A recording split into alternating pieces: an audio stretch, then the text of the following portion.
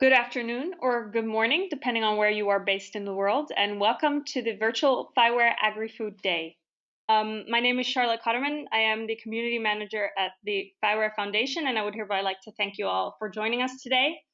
Now, before we kickstart this event, just a few things I want to mention. With the exception of the speakers, we ask attendees to mute themselves and to turn their cameras off just to avoid any connectivity issues. Secondly, this event will be recorded and made available on the FIWARE YouTube channel, so you will be able to revisit the event whenever you like. And lastly, we of course encourage you to ask questions, so should you have any questions for the speakers, then please don't hesitate to drop these in the chat, and we will then do our best to address as many as possible during the time allocated to Q&A. So moving on, for those of you who are not yet very familiar with us, FIWARE Foundation is a nonprofit organization that drives the definition and encourages the adoption of open standards implemented using open source technologies to ease the development of smart digital solutions in multiple domains.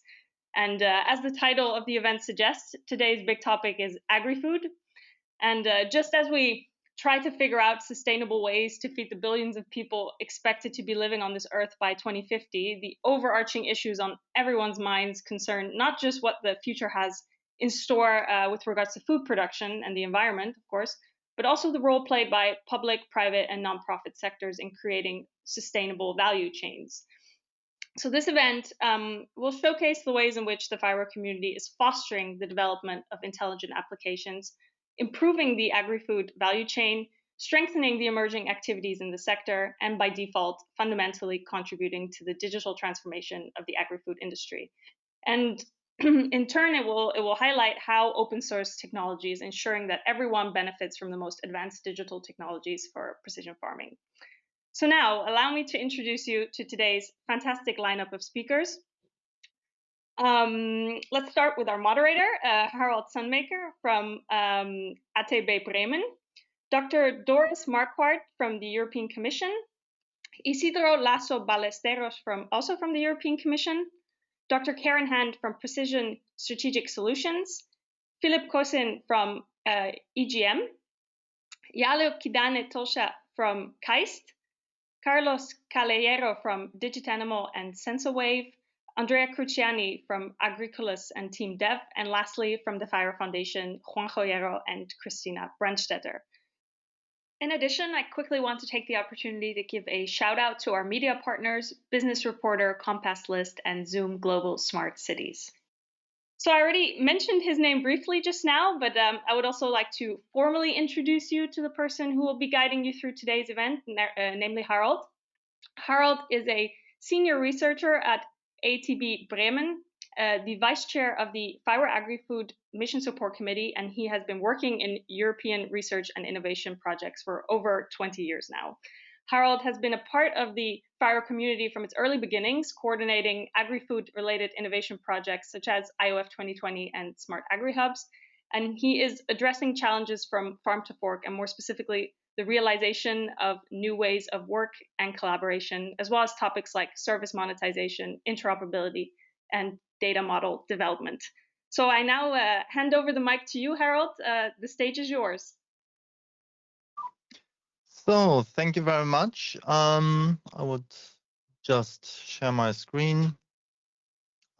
Yes, thank you very much, Charlotte. A pleasure to be here with you and moderate today's session, as we have really an opportunity today. And what we did in the last, let's say, also now years, we must say, we did with the Smart Agri-Food Mission Support Committee, and I'm very happy that today we have Andrea Cruciani and Philippe with us here, that are also Andrea the chair and Philippe the vice chair, as also me a vice chair in the Mission Support Committee, I think a lot is going on. And when we are seeing what the different groups are doing over the last years, I was just putting here a slide from a project where I'm personally involved, and there are other projects. I think you can have a lot of examples of what you can do with FIWARE and what are the opportunities and how it can facilitate life. So therefore, I think a lot is going on, and I think therefore also today we can see something, some additional example on opportunities and challenges.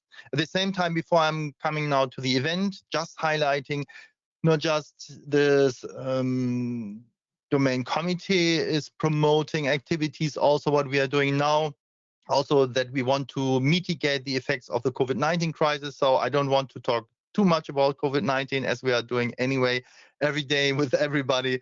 However, in the Smart Agri Hubs project, we are in the moment supporting an initiative of hackathons, which are taking place all over Europe. You can see here in the slide and also there on the website more information. And we are still having an open call. If you are a digital innovation hub, want to go in this innovation coaching, digital transformation, supporting that, then please have a look at the project. There is still, let's say, support available for projects, either organizing hackathons or realizing innovation experiments and providing innovation coaching. Just to give this a reminder, yes, here in FIWARE we are doing a lot, and all this combines a lot with current initiative activities which are going on there on a European scale. There are also other projects. I think that we have a nice critical mass already going on. Then Charlotte was already introducing the speakers of today, and I'm very happy that we are having today a quite complete set of presentations, and also it will be started by Doris Marquardt. She's from the European Commission, and she's talking here about also the role of digital and data technologies in agriculture, as she has quite a track record and expertise in digitization of the agricultural sector and the rural areas. I think she will give us here really some insight on what is also there, the perspective and of also the European Commission from an innovation perspective, what we can do there. Also Isidro Laso, Ballesteros, I know him also already for quite some years. He's very active on a European floor. He has experience in SMEs, in larger industries, and also got some prizes, is now also cabinet expert as the commissioner of Mariya Gabriel. So he's also giving us some insights on especially AgTech and FoodTech startups. And I think he's very well prepared for this, as he was head of Startup Europe for 9 years. So I think he will give us some really very good insights. I'm very much interested about his presentation. Then also Karen Hand, she is coming from Canada. So for her, it's in the moment morning, and she's also, she was bridging, let's say, Canada and Europe, and active also and interested in FIWARE quite some time. She's one could say she's leader of the Canadian Digital Agri-Food Initiative. So she's doing there a lot on precision farming and also trying to find out what to do with FIWARE.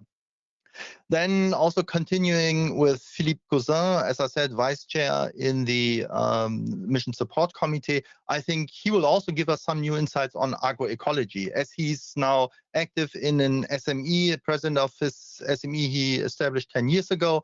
I think he can also give us very good examples on this.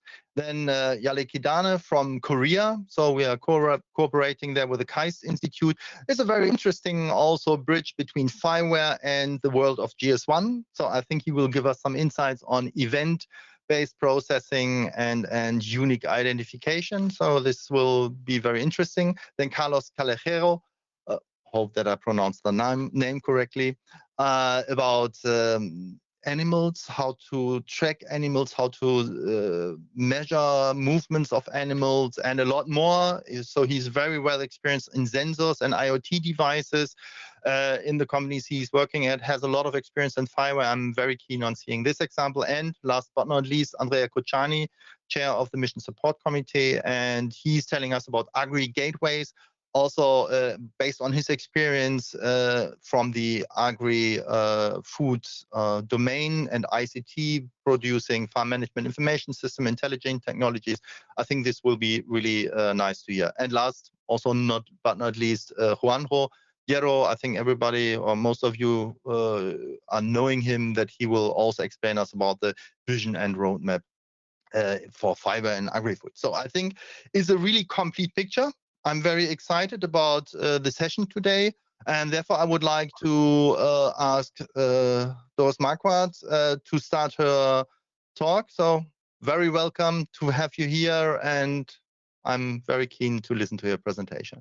So the floor is yours. And by the way, I will give you a short sign if your presentation is coming to an end. Then you will hear this sound, not to use other sounds, but this one, then you know the last sentences are there. Thank you very much. Good afternoon from Brussels. Thank you for the kind introduction, and thank you also for the invitation and providing the opportunity to present in front of the mixed community and bringing together the digital and agriculture experts. Can you see the screen? Yes, okay, we can see perfect. So I would like to provide an overview today about sustainability ambitions of the European Union and the role of sustainability for digitalization and technologies in agriculture. So I think everybody among us, no matter where based in America or Korea or in the European Union, has heard about the European Green Deal and the climate ambitions going along with it. So becoming climate neutral by 2050. And without going into detail, for us from the agriculture community, is clear that agriculture has to play a key role here to achieve those ambitions. Agriculture is the main land user, and for achieving that and making the contribution, one key element is the so-called farm to fork strategy. And what is behind that is exactly that through the farm to fork strategy, a sustainable food system should be achieved, following an integrated approach, integrated in so far that it considers social sustainability, economic sustainability, and environmental sustainability, bringing all dimensions together. So we know the challenges of the European food systems are diverse. So we have on the one side social sustainability challenges like non-healthy diets, environmental challenges, but also from the perspective of the farmers, for instance, economic challenges. Those have to be considered in developing a strategy for coming to a sustainable and fair food system. So exactly what the farm to fork strategy is aiming at is reducing the climate and environmental footprint, triggering a global transition, tapping into new opportunities, which is quite relevant for today's topic, and achieving an overall resilient system. So I will not go into detail here, but only providing let's say, a flavor of what is behind it. So for establishing a sustainable food system that can be broken down into further, more concrete objectives. So for instance, has a neutral and positive environmental impact, ensures food security and public health, and presents the affordability of food. So it really has different dimensions and considers everyone along the food supply chain. And what is important to be mentioned for a strategy, there are quantitative targets to be reached by 2030. So those are not legally binding, but they are clear-cut and feasible. So a reduction by 50% of chemical pesticides, a reduction of nutrient losses, and for instance, also increase in organic land use and organic farming production by 25%. And I just said, okay, the targets are not legally binding. How to achieve them? So we have multiple players along the food supply chain, and we have potentially a range of instruments and a portfolio of instruments which can contribute and trigger such a transition to a resilient food system. I will not go into detail here, just to roll out and provide an overview which actions are envisaged to ensure a sustainable food system. So they are proposed at the current stage, most of them, but they reach from the Common Agriculture Policy to embed them, the Sustainable Use Directive revision of that. And we can go to animal welfare, feed additives, and coming finally to the consumer. So weaving from VAT proposals, labeling schemes, the school scheme. So it is really a comprehensive approach. But now let's look at the question of today. So what does or do the sustainable ambitions imply for the digitalization in farming?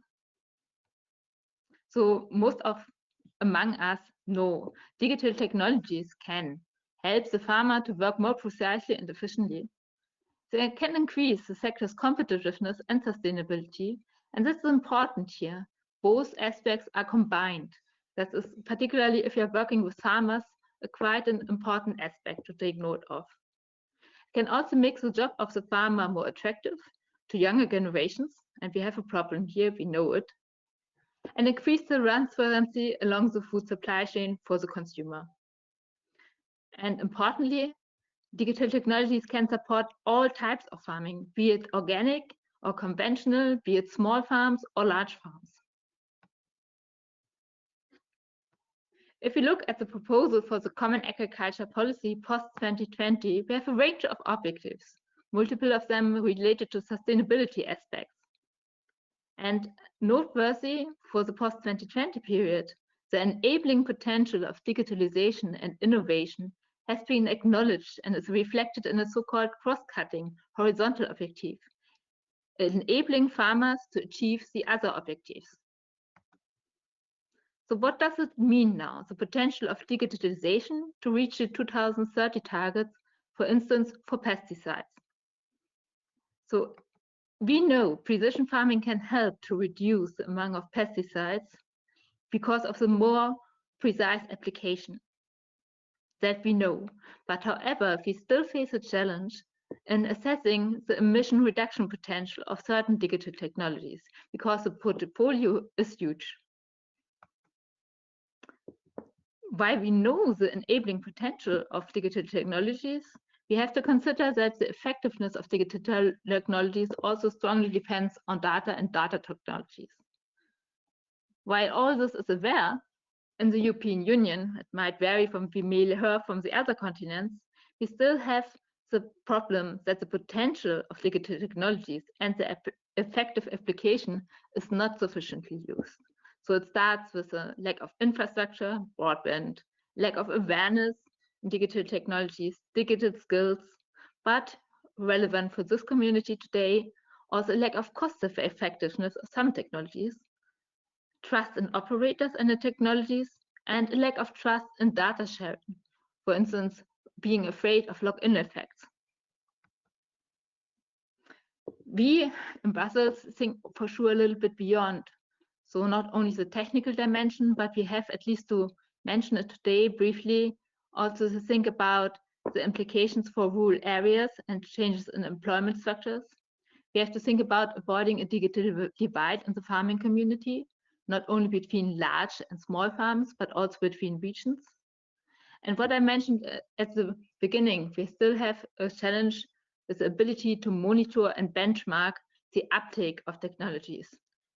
We can record the sales figures, but we know it from ourselves. If we are an iPhone user, not everyone uses the energy saving consumption function. And the same applies to tractors with the highest technology functions.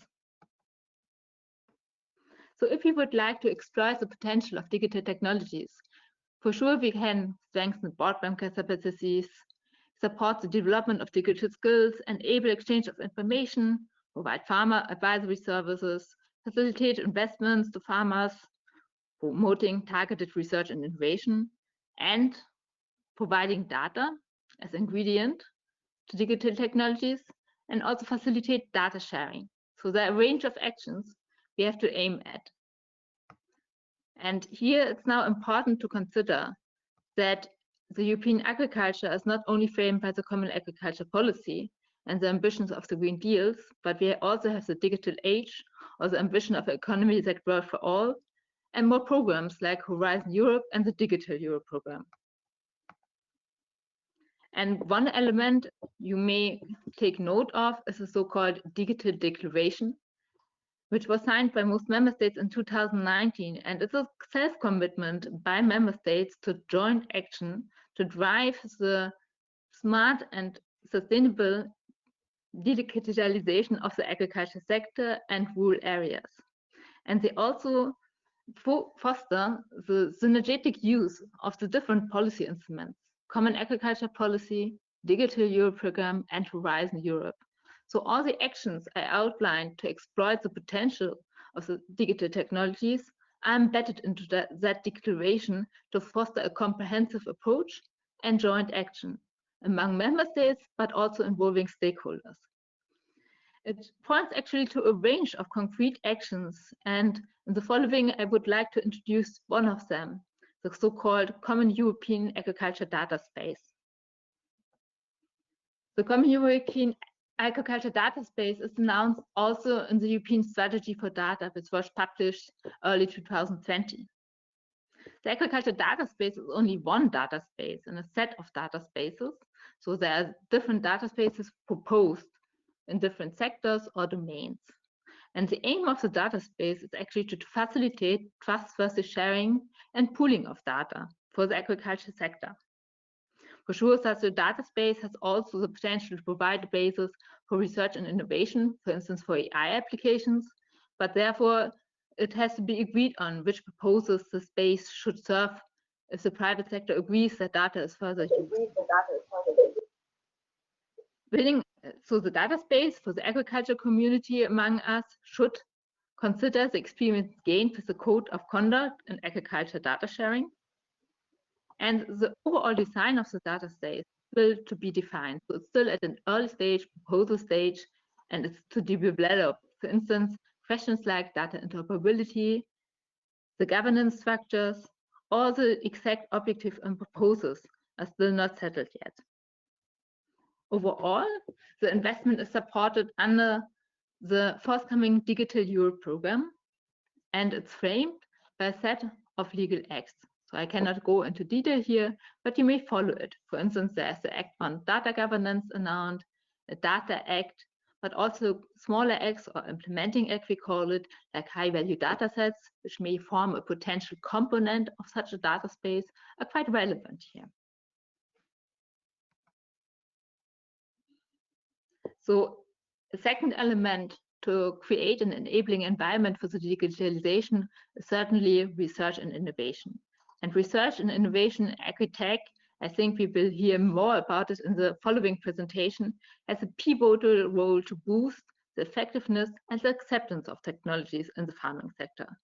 So it's not only about increasing cost effectiveness of digital solutions, but also to enhance possibilities to track and assess the performance of digital technologies, and related to the data space, also to develop technical solutions facilitating trust in data sharing, so that data sharing is not based on the trust on a contract, but it's ensured because of technical solutions.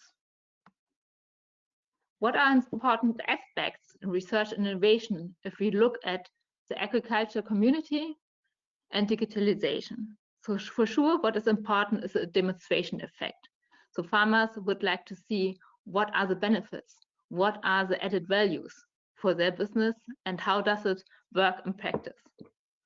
Research and innovation needs certainly to be need-driven and end-user oriented.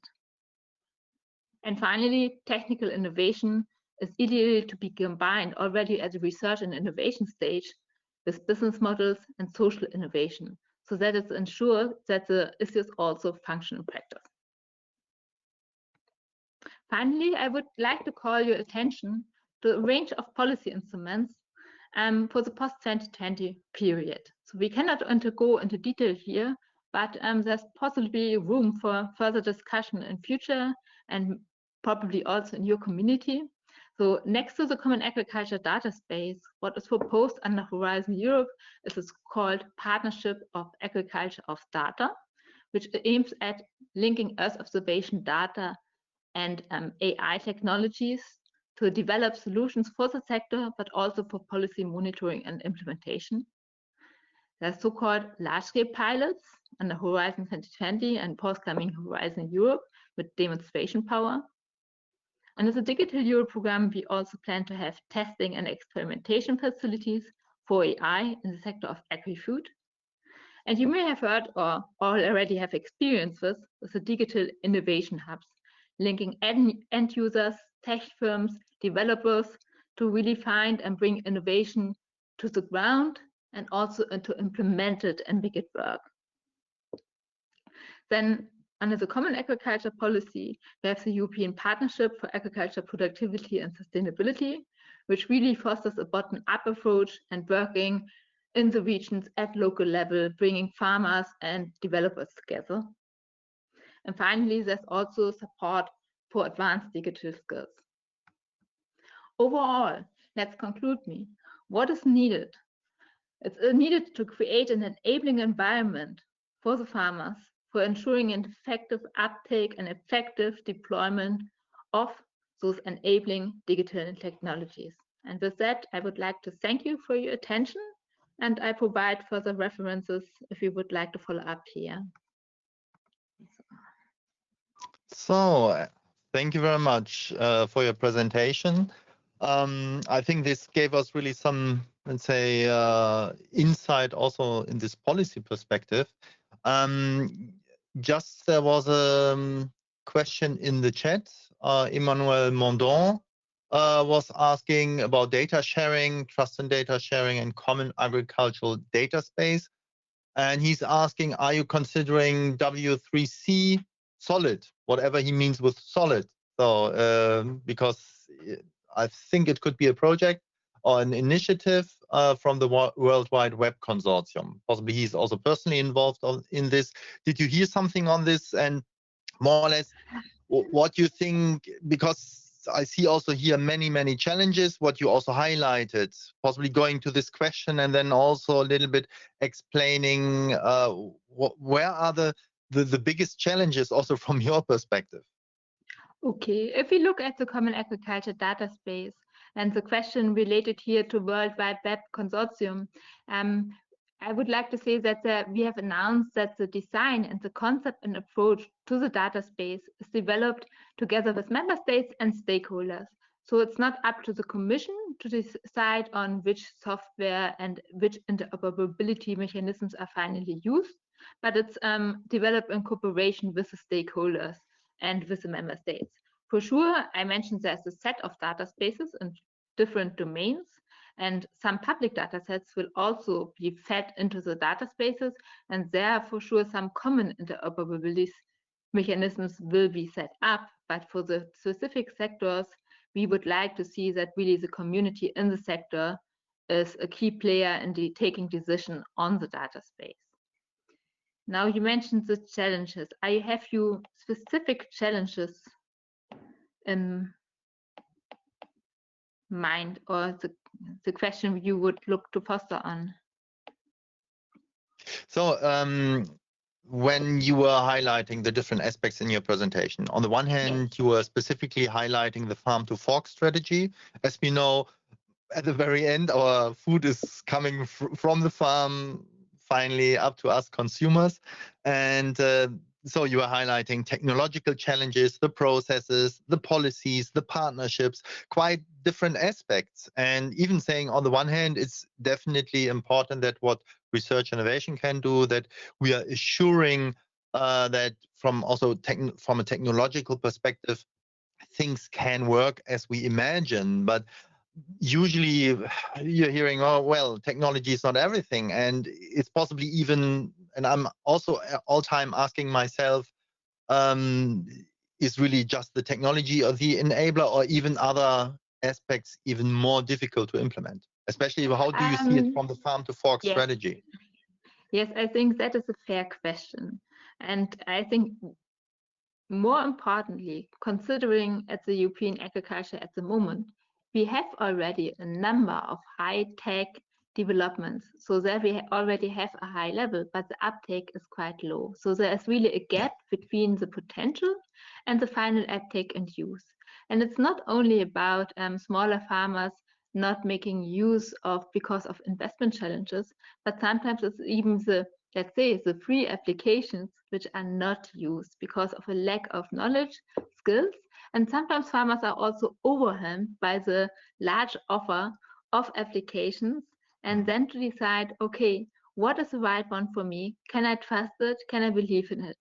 And all that together, that is why we are talking about creating an enabling environment, needs to be considered. So for instance, under the Common Agriculture Policy, there will be works on advisory services, tailored approach, a so-called ecosystem on knowledge and innovation, structuring a little bit more what is on the market and helping the farmers to find the right tools for him.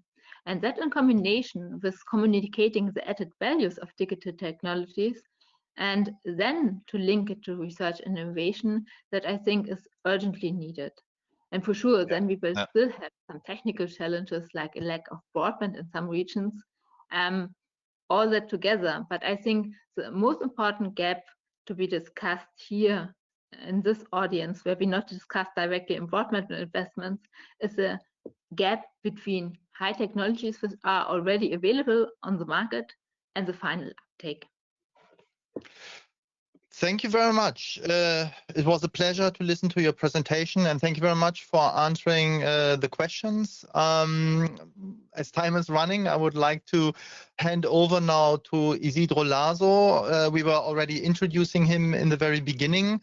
His talk is about AgTech and FoodTech startups, as he says, a brilliant future in the European Union.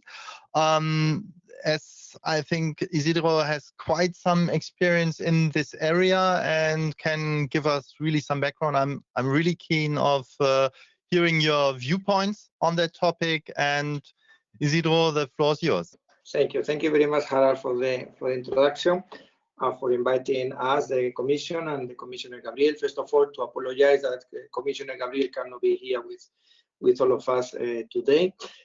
But she has asked me to give you the key messages that we want to convey to you from the side of the Commission.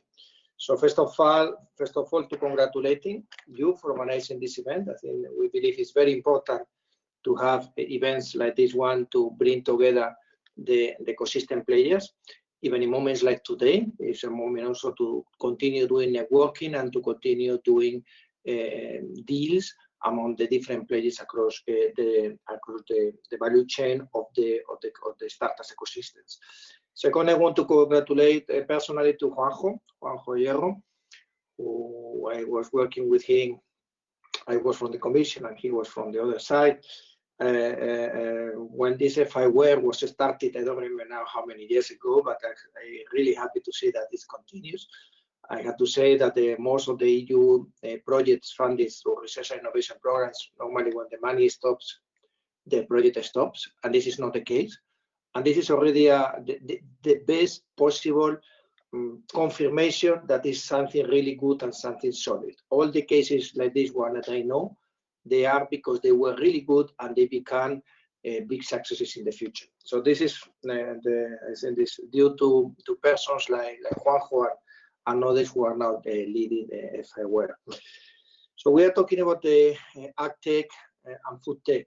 So we are talking in a moment when the beginning of 2020, the investment in this area was really growing high, and we saw certain frozen in the second quarter 2020 in terms of investments in this in all the startups in general, not only in this sector. And in quarter three, we are seeing a big increase as well that sometimes is even compensating the previous case. So then on the one hand, although this was thought to be to have a very negative impact on the startups across Europe, the pandemic COVID has had some, of course, but it's not so dramatic as we were thinking like in June. There has been some cash problems, as we all know, but things are coming to the normal also in terms of getting money to burn from the investors. So also we have seen that this has been an excellent opportunity for the startups because they are starting to get more market share that was normally traditionally done by the traditional big companies. And now, thanks to the capacity for the startups to act in an agile way and a fast way, much faster than any big company. They are getting into areas where they have never got before. We are talking a lot about the startups getting into health or into education. These two areas, health system and education, were areas that were completely closed to the startups before. Now they are being open to that. In a certain extent, we are seeing also in the area of food delivery, but also new ways of preparing food, an opportunity for some startups to enter there in the area of food tech. And I expect also that in the medium term, we will see something similar in the area of AgTech, agriculture, startups in the area of agriculture.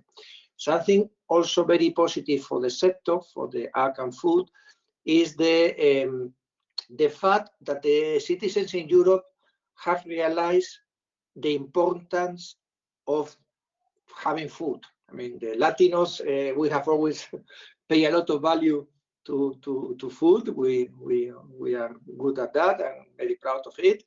But I think now everybody has realized that having food in the shelves, in the supermarkets and at home is not so, it should not be given for granted like we were doing. Here in Brussels, I was having difficulties to buy flour and other basic products because there was a limit of how much a family could buy. And this had never happened. And none of us would have ever happened that we were going to have a kind of rations of how much product you can buy in Europe in the 21st century. So I think this has been a waking up call for many Europeans. And I see that already being translated into the policy making. So I see already in the internal discussions in the cabinets and with the services, with the DGs, that this sector is becoming more and more important. As a fact, and you already know that it was already in the making, but now it's reinforced, there are 5 missions, big missions in Horizon Europe that will have each of them with a lot of substantial amount of money. And one of those 5 missions, let's say the 5 big things for the future of Europe, the climate, and all the things that the smart cities, the cancer, and the oceans, these 4 big things, and the food, the soil and food is also one of those 5 missions. So 5 of the top priorities for the future of Europe, one of them is this, and I think politically speaking, this is very important for the future. There are challenges here, of course, that you are all aware of, in particular in this period of COVID related to cash, but also there are many opportunities to get access to markets that were usually closed in the delivery, but also in the making of products. There's also an opportunity here on moving more into the rural areas. So some of the AgTech and FoodTech being located in rural areas, and this will be supported by future programs of the European Commission, because I want to announce to you and to inform you about that deadline that we are preparing a long-term vision for rural areas, where of course the ag and food area will be very important. We are in the open consultation that will be closed on the 30th of November, so you still have time to contribute to this consultation. It would be very nice if I were that you make a contribution to positioning innovation as regards the future of the rural areas. So we should not be thinking only on as well, but not only on environment and this kind of thing, but also why not to turn the rural areas into innovative areas, and no one like you if I were to do that. I also want to inform you of some opportunities for the future. I already mentioned this long-term vision for rural areas that will be published around June next year, 2021. And afterwards, of course, there will be calls and different programs to support the different flagships of this initiative. One of the flagships, most likely, will be innovation in rural areas. So I hope that you will be active in that area. On top of that, there are already several programs in the rest of Europe that you could benefit and that you could help and you could try your startup, the FIWARE startups and the FIWARE ecosystem to apply for funding there. In particular, is the EIC, the European Innovation Council, that you know well. The European Innovation Council has changed completely the approach from the past, which was about SMEs and SMEs in the early stage, let's say. Now the European Innovation Council has moved up, and it's trying to fill the major problem that there was in Europe, that is the difficulties for the startups who are working on deep tech to have access to capital for the growth phase. So if you are in the Series A or a big seed stage, then you could apply. If you are earlier, don't apply because it's not for you. But you are in this area, you can apply. You can get up to 17.5 million euros, 17.5 million euros from the AC. And the novelty as well, the European Innovation Council, is that for the first time, is an equity fund that can give up to 12.5 million euros in return between 10 and 25% of the company. And this equity will be taken by the European Commission, and we will be patient investors. What does it mean? That we will not be putting pressure on you to exit the company, to exit the startup and sell the startup at a very early stage. We, on the contrary, we will encourage you to continue taking the ownership of the startups up to a level in which, of course, you might want to exit, to sell to a big company, or to go to an IPO in the stock market. This is completely up to you. But we will try that you keep the ownership and in the growth phase. We will not be like the traditional venture capitalists that would are trying to that you exit the company for then, of course, to have a return of investment. In our case, it's not that. And another added value of this mechanism is that we will attract new investors, external investors, to your company. In concrete figures, the European Innovation Council has been already piloted, as you know, and has got already within the companies 4.3 billion euros of additional investment. So the EIC beneficiaries has got not EIC but private money, 4.3 billion euros, and 40 of the beneficiaries of the EIC has now a valuation of more than 100 million euros.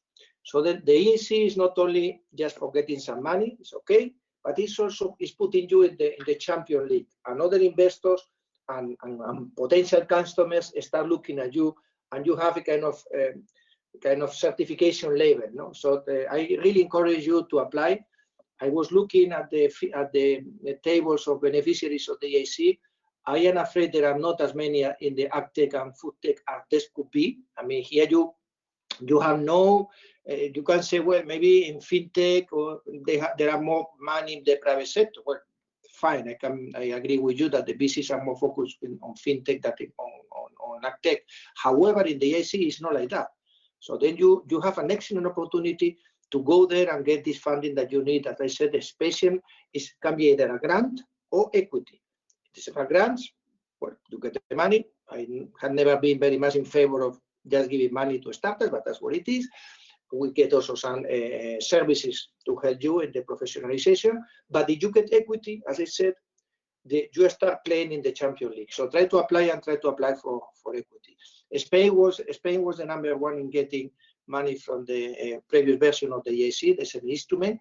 Now it's not like that, and Italy was also very much ahead. Now they are much lower, but it's because the startups in Spain, in Italy, Southern Europe in general, they have not realized that the SME instrument is not an SME instrument any longer. It's more for, as I said, a seed stage or Series A. So don't hesitate to look at that. And then the other thing I wanted to inform you is about two areas. One is for FIWARE as such, and is the new Innovation Ecosystems Initiative of Horizon Europe, the Pillar 3, and has a budget of 448 million euros. And the purpose there is to build ecosystems and connect the ecosystems across Europe. So this is very much a message for you, Juanjo, and for the others to look at that and to think how you could apply to the FM calls that will be starting in 2021. It's managed again, it's also managed by the European Innovation Council. Fabian Gautier is the head of unit, and as I said, had a budget of 448 million euros. And another source of information for you, not for FIWARE, but for the beneficiaries, again, like in the EIC, the European Innovation Council, you have also the EIT, the European Institute of Innovation and Technology. I know that FIWARE is already very well connected with them, so I don't need to put a lot of pressure here. The EIT has 1,200 partners across Europe. That is a very good figure, and that can help your beneficiaries to internationalize and expand in other countries across Europe. So all in all, as I said, I really believe that the pandemic might have some negative consequences at the beginning, but all in all, I think that for the startups in general, but for the startups in food and agriculture, is opening more opportunities that is closing, because in a moment like that, in a moment like crisis, is where the next unicorns will be created, and I hope some of the ones who are listening to us now will become one of these unicorns. You make use of all the programs of the European Union, the EAC, the AT, and of course apply for the Horizon Europe, and that will start in 2021. You saw that finally we got an agreement between the Council and the European Parliament, and therefore there will be more money even for Horizon Europe. The Horizon Europe has an increase of 30% in comparison to Horizon 2020. We wanted even more, so that's why some people say that it has not been a success. But for me as an engineer that I look into the data, an increase of a research and innovation program in any country, in any region of the world, of 30% in a moment like today of crisis is a very big increase, and it's a clear message to everybody that the way forward for Europe, the way that the Euro has decided that this is our way forward, is based on research and innovation. So make use of that. There is a cluster 6 in the new Horizon Europe, with, I don't remember the figures, it's 9 billion euros. That is about for this, is for bioeconomy, etc. So it's very much for you. Apply that as well. Those are collaborative projects among different partners. But the previous one I mentioned, the EAC and the AT, are for individual companies, for individual startups. And with this, I just want to make me available to you for anything you want. Very happy to have been also back with you, Juanjo and company. Happy to answer any question that you may have. So Isidro, this was, I think, very tangible information. Thank you very much for this insight, what is going on there. Because when you were starting your presentation, so first, if you, from our audience, if you have questions, please use the chat to post your questions. Then we can directly put them here in the webinar. At the same time, thank you very much. And I was wondering in the very beginning of your talk, especially about the startups, when we are talking here about farm to fork, how they can really get, let's say, touch towards investment, which is really required. How do you see, when we are now talking about farm to fork, it's a really challenging area with a lot of established players in this domain. How do you see the role of startups? What is your experience there? What is the road really to succeed for a startup in getting certain traction to scale up? Yeah, well, in the farm to fork, the whole value chain of agriculture and food, the startups in this area have a role, in my opinion, essentially to disrupt. I mean, there are two roles. One is working with the big companies that are already owning the value chain, and that's fine. It's a nice approach, it's a possible approach. And another one is to come and try to disrupt. The ones who disrupt and who are able to find niche markets and who are able to find the needs to understand very well the actual needs of the new customers, because as I, but they may change in everything. We are now eating much more at home than we were eating before. We are looking for more sophisticated food that we were looking for before, because that sophisticated food normally we were getting more from the restaurants. Now we have to do it ourselves if we want to do it. So this is opening new niches, new areas where the startups, if they are clever enough and they are what a startup is normally very fast moving, they can be the ones owning this new area. When we will come back to normal, we don't know in how many months, hopefully not years, but many months, that then hopefully some of this will remain. And that's what we will have to see what will happen at that moment. If people will come back exactly like we were before, I don't think so. But there might be a percentage, a 10, 20% or 30% of food-related products in a new market that didn't exist before the pandemic. And who is going to take benefit of that? I don't think the big companies have the agility to do that. So the big companies what they are trying to do, as far as I know, is they are trying to partner with the startups and so that at the end of the day, the big company will be owning that. And that's a valid approach for the startup. You exit to the big company, and that's okay. But then other ones are trying themselves to get access to this new market. So these are the two different ways the startups are working. I like more the second one, the ones who they try to be the owners of these new markets. I understand also that the big players have a strong financial muscle. They are not agile, they are not so fast, but they have this financial muscle that the startups don't have. So sometimes you need to get an agreement with them.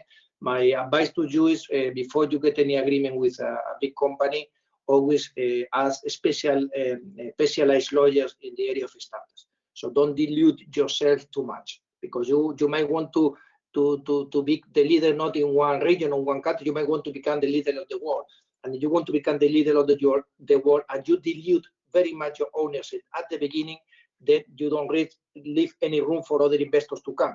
So be very careful on when you get agreements with the big companies.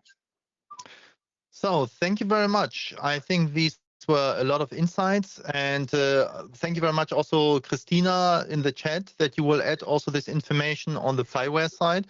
So to the audience, if you are interested in those open calls, also the information which Isidro was presenting today will be added there on the FIWARE.org open calls page. So I think that's really great to see. And yeah, what shall I say, Isidro? Sorry for being a little bit pushy. The time is running. Thank you very much for your excellent talk. It was a pleasure hearing that, and thank you so much. And have a good day. Thank you to all of you for having me. Thank you. So then I would like to hand over, say a good morning to Canada, and to Karen Hand. I shortly introduced her already in the beginning. We know each other already from several FIWARE summits in the past. We all remember a little bit when there were still some FIWARE summits physically. However, it will be someday again. Therefore, I would like to give the floor to Karen Hand, and she's talking about What the Farm. Yes, so thank you, Harald, and thank you to the FIWARE Foundation for inviting me here today. I would like to thank the expert speakers too, because I think the previous two were really great in explaining and giving us an opportunity to see what we have in store ahead. So I would say that the urgency of digitization has come to the forefront due to the pandemic, and it has had significant impact on the global and local agri-food supply chains. Digital transformation of agri-food needs to address resilience of our supply chains, and I think that's very important and something very relevant today. And it also, therefore, will address in the future and today food security challenges. So with that in mind, What the Farm? Digital transformation of agri-food systems. So let's begin with the art of the possible. Imagine a world, a digital sustainable world, and a world where data flows freely. We have a global society where decisions affecting our planet are no longer reactive. We have insights that are achieved through synergies today that are not even imaginable. Data at our fingertips. A dairy industry with deep understanding of animal health and movement. Now we have a holistic system to eliminate endemic disease or prevent emerging diseases. We can conceptualize a food system with zero waste, and that is by design, a truly circular economy. All inputs are utilized efficiently with no more take, make, and waste. When we speak of the farm to fork model, we need to remember that we are missing the fork. We can move up to retail, and we know when we may be able to understand what is in the grocery cart, what we can't understand is what is happening on the fork of people as they're eating. And I think we miss that important point. A One Health ecosystem to capture the complex interplay of food, health, humans, animals, and the environment, where circular agri-food produces safe, nutritious foods that enhance or support our mental, physical, and health and well-being. So we can imagine a food secure world where data-driven sustainable agriculture gives every citizen of our planet economic and physical access to safe, healthy food. And this is respectful of culture, residence, religion, age, and culture. So what the farm? Now imagine a world where the consumption and race to own data and information determines economic success, complicated by the legalese of data ownership, consent, and access, where important public discourse on social values are white noise to be disregarded. A world of power imbalance, where global core country X has fine-tuned control of our health and our food systems, and where our once democratization through access to information is a chapter in our history books. It is a world of have and have-nots. And in such a world, how can we have peace? How can we reach our sustainable goals? There are choices that we can make. Digitization is delivering profound and potential disruptive impacts. And yes, we have challenges concerning digital world, but they're not insurmountable. We need to proceed in a thoughtful and ethical manner. Agri-food is a complex ecosystem of farms, input providers, advisors, associations, not-for-profit, for-profit, government, and research organizations, with competition at the global, regional, local scale. Therefore, there's no direct line of sight to address the difficult issues of digital transformation, governance, trust, access, consent, and security. But there are a few key messages. Technology is a tool and it is not an objective. A disruptive technology requires a context. A technology in and of itself is not disruptive.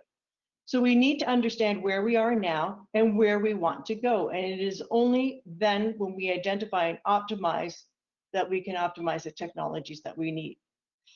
And this is a true story even on the farm. We encourage our farmers to adopt technologies without understanding the context in which they farm and the objectives of their farming. And the real magic will only happen when we have that understanding at that sweet spot. And it is only then that we can accrue the economic and environmental benefits of on-farm technology adoption to reach our sustainable development goals. Governance is an issue. Everyone has a story and we need to rethink our approach. The question is how to realize an implementable governance framework designed by those who create, share, and consume the data. Trustworthiness. We speak of data trust, but technologies for trusted data sharing.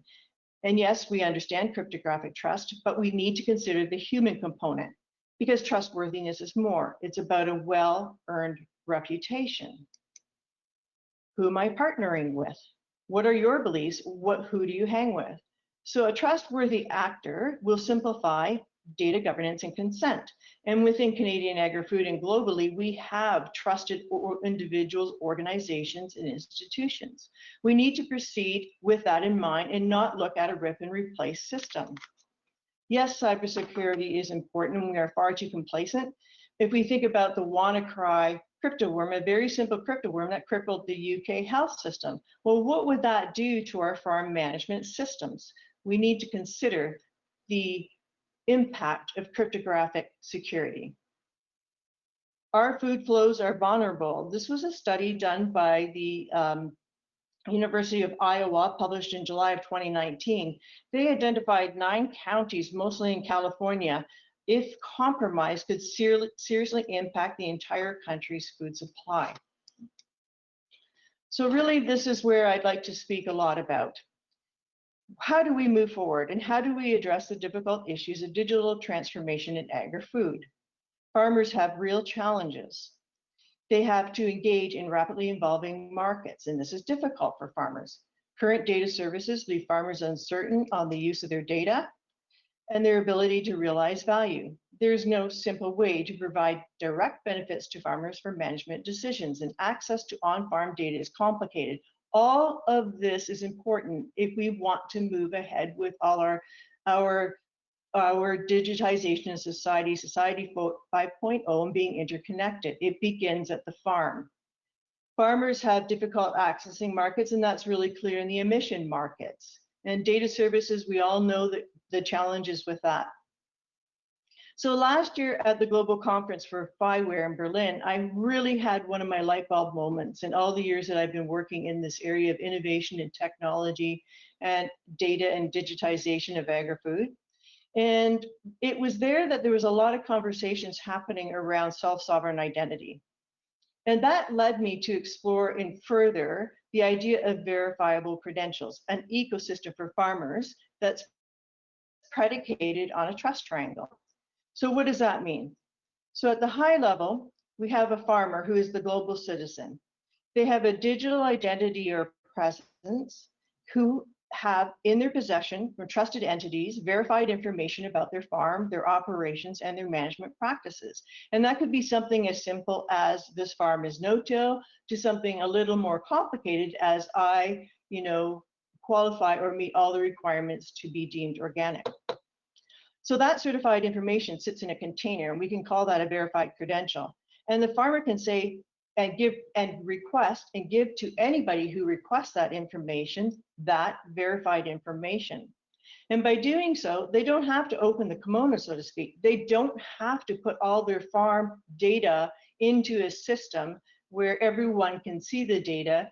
And it's really not providing that level of certification. You can put the data up there, but it doesn't prevent bad actors. So this type of system where we have the ag services that are trusted by the ecosystem, certifying the information, giving the certification to the farmers who are now at the center, and now we have the democratization of their data, who are able to offer that data in pieces or as in whole to meet requirements to the supply chains or to those who require it. So AgBox and AgID is proposing a disruptive approach to meet these challenges. So enabling a farmer-owned data cooperative and an ecosystem of verifiable credentials for farm data. We can even look further to Ocean Protocol, which is delivering an open marketplace for data. So AgBox as a data cooperative has the opportunity to offer to markets and for sale the cleaning and aggregation of good informative data. And the value is directly to the farmer. So now we've eliminated between AgBox and AgID, the man in the middle. The farmer is now able to access the market. So I can't overstress the work of organizations such as FIWARE and the Trust Over IP Foundation, who is defining a complete architecture for internet scale digital trust that combines both cryptographic trust at the machine layer and human trust at the business, legal, and social layers. And they are very tech agnostic. They do have a lot of technology and groups working within their foundation, but the overall messaging and their overall motivation and vision is agnostic in terms of technology. So I would say this is our call to action. We do have the ability to address the difficult issues of digitization, which is governance, trust, access, consent, and security, to be responsible in our innovation and use of technology, and to secure a healthy, interconnected society. And I'd like to end by saying that FIWARE is not only a thought leader, but an enabler of open source and open standards where all can participate in fostering the development of intelligent applications.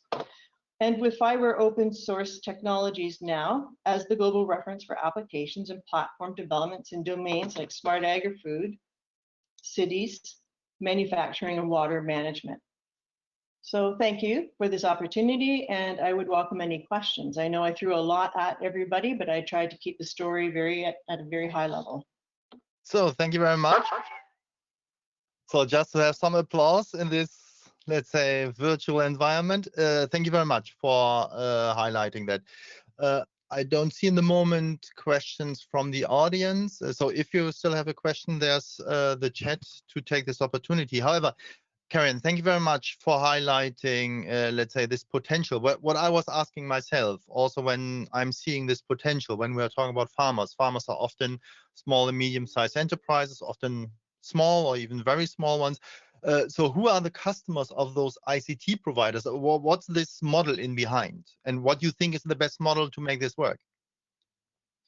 So it's a very good question, Harald. And I would say that, often when we see these farm to fork models, which are really backward looking, so it's looking in the rear view mirror if you're driving a car, we need some dashboards. We need to be able to understand what's happening today, and we need to be able to look out the front window.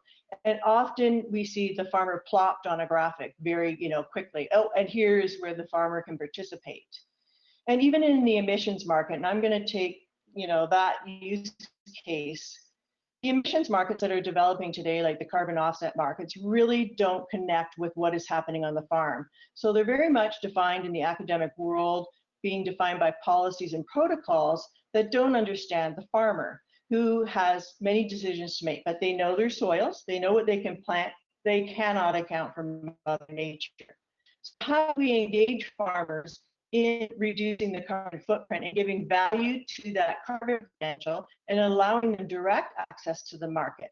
And I see the great potential here of this system of verified credentials to enable that type of approach, to stop the, you know, the many fingers and hands in the middle, and allow the farmers to actually realize economic and profitable gain, and therefore engaging in markets. Yeah. And here's possibly a short answer to this question. If you could detail the data cooperative approach. So what is the legal entity behind? The data cooperative is a true cooperative owned by farmers. And if you think about a verified credential ecosystem, and TOIP does a really good, Trust Over IP, does a really good graphic where you can see the technology stack and right beside it, the governance stack. So in the agri-food ecosystem, the governance, and I see the cooperative playing a huge role in the governance and the realization of the markets. So the farmers own the cooperative, the service providers are part of that cooperative, and they provide the leadership and oversight of the credentials. So who can be an issuer? What defines a credential? What credentials can we bring to market? So there's a role for both, and we need to bring farmers to the table. And I really think that's one of my key messages. Yeah, thank you very much, Karen. It was a pleasure listening to you. Unfortunately, due to time, we need to move on. However, thank you very much also to Canada. We see also over the years you are really pushing very hard on things happening over there. A pleasure to see that, and also your involvement in FIWARE and your motivation also to push their things forward.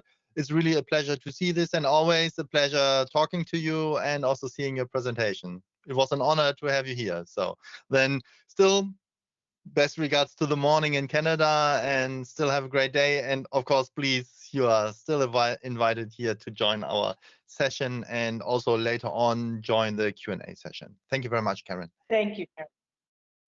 So we would like to continue with Philippe Cousin. He's also vice chair in the Mission AgriFood Mission Support Committee in FIWARE. And he, as already initially introduced, he wants to bring us a little bit further the digitalization challenges for agroecology. I think that's also a hot topic in the moment. A lot of people are talking about this. Therefore, Philippe, the floor is yours. Yes. So good morning, Harald. Thank you for introduction. So yes, I will try to be short because I have only 5 minutes for a big topic, but I will quickly give some hints about this new word for some people about agroecology, and also address what are the digital challenges for agroecology. So I will not obviously present this report, but just have plenty of reports saying that this webinar is on sustainable agri-food value chain, and what agroecology is seen as one of among many, but one important approach that already are going to zero pesticide, zero fertilizer, and also already sustainable, and also bringing even some good economic value. In France, for instance, there is a big movement, and there is a knowledge sharing platform called verdeterre.prod.fr, and there is 10,000 views per day of farmers want to move to this direction. Just to mention, a lot of reports show agroecology as a very important topic. Situation, I think you know all the situations that a lot of bad situation with soil, a lot of erosion, a lot of fertility, a lot of biodiversity, a lot of also loss of nutriment in food, bad quality water, everything on that. So one approach, and this is not a theory, we are working with a lot of success story, at least mentioning France, where we have already good results. We go for agroecology. So there's a lot of new paradigm. One important approach of agroecology is minimum mechanical soil disturbance and no tillage, for instance. So because tillage is bringing oxygen into the soil, so it is very important. Secondly, never naked soil, so permanent soil organic cover. This is also a lot of success story about when people apply this technique, and also like permaculture, of also mixing several species and diversification. Also, what is important is to look at the food chain. Obviously, for people that could be obvious, but it is not in practice so obvious. You see, for instance, talking with people that are working with breeding and animals, they say even in veterinary school, they are not anymore working and having some lesson and studies agronomy. They just look at health of animal and don't care about basically what animals are eating and where this good product, where the food are coming from the animal. So everything is coming by the good soil, and this also gives a good plant and animal and everything. For instance, there is some approach that disordered soil give maybe more aluminium, and the aluminium eating the grass. So cows are eating grass and also making milk with aluminium. And some papers say that also aluminium is not good, so sometimes to push for more Alzheimer's disease. So you see that also this agroecology is looking and working together with breeder and crop and soil, and it is quite important. It's a complete process. So they already have plenty of success story, and for instance, in France, there is 160 positive carbon farms, so they are already restoring soil and restoring fertility. A lot of success stories say that the biodiversity is coming back, more insect.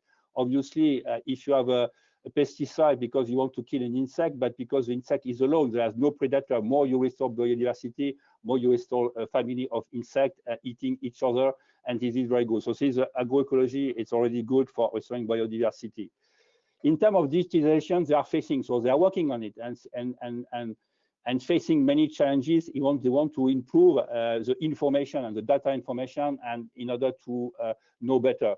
First of all, they want to know everything on the living condition, as what they call the living chain status. They don't care about the chemical, for instance, information about the soil. This is obviously important, but they want to know how living is the soil, what is the respiration of the soil, what is the carbon of the soil, how many worms they have in the soil. So they need to have a lot of information, and in order to know what are the soil conditions and the living things of that, and also what is the surrounding. They have agroforestry. The trees are also very important for the crop. So how green is around, is the surrounding. What are the fauna and the flora? How many insects? How many flora? So there's a lot of need for digitalization and information about living chain status. They want also to care about the multi-performance of the farm, because it's not because they push for agroecology and people say, oh yes, but agroecology maybe that lead to more expensive approach, and they need to work also on all dimensions of the economic and the social direction, how it is difficult to implement the practice, have a lot of data about the performance, and this is very important. They need also, which is completely new, there is at this moment there is no study about what is a good food and what is the link between the farming and agronomy practice and the nutritional quality. What makes a good tomato? Obviously, we want to have less pesticide, but do we have the good nutriment we need? We see over 40 years, we have a decrease of vitamin C, a decrease of iron in many food, many reports saying that is, and we don't know also in terms of good for the health, what is a good food. So we need to say, okay, we have a good tomato, but because maybe the quality, the sugar of the tomato, or the acidity of tomato is better because we did this practice. So we have to acquire a lot of data from the practice and to link the practice to the nutritional quality. Obviously, we have to, this agroecology is looking for farm-to-fork traceability. It's not because we have a good production and good crops and good fruit and vegetables. I think also we have to store it, we have to transport it, we have to eat it, and we have to put into retail. And we have also to find a meat that when we check the quality, and the agroecology people are looking for much beyond the organic certification, but like a more, because organic certification is like a process certification. They like to have a pure quality certification. We believe that the tomato is good because of this characteristic, and we can track this characteristic along the food chain. Also, there is a need for knowledge sharing, because a lot of good experiments need to be shared, and then we need to have information and data to share this practice. It is also, for instance, a good success story with this French platform, verdeterprod.fr, 1 million views during the COVID and 10,000 views per day.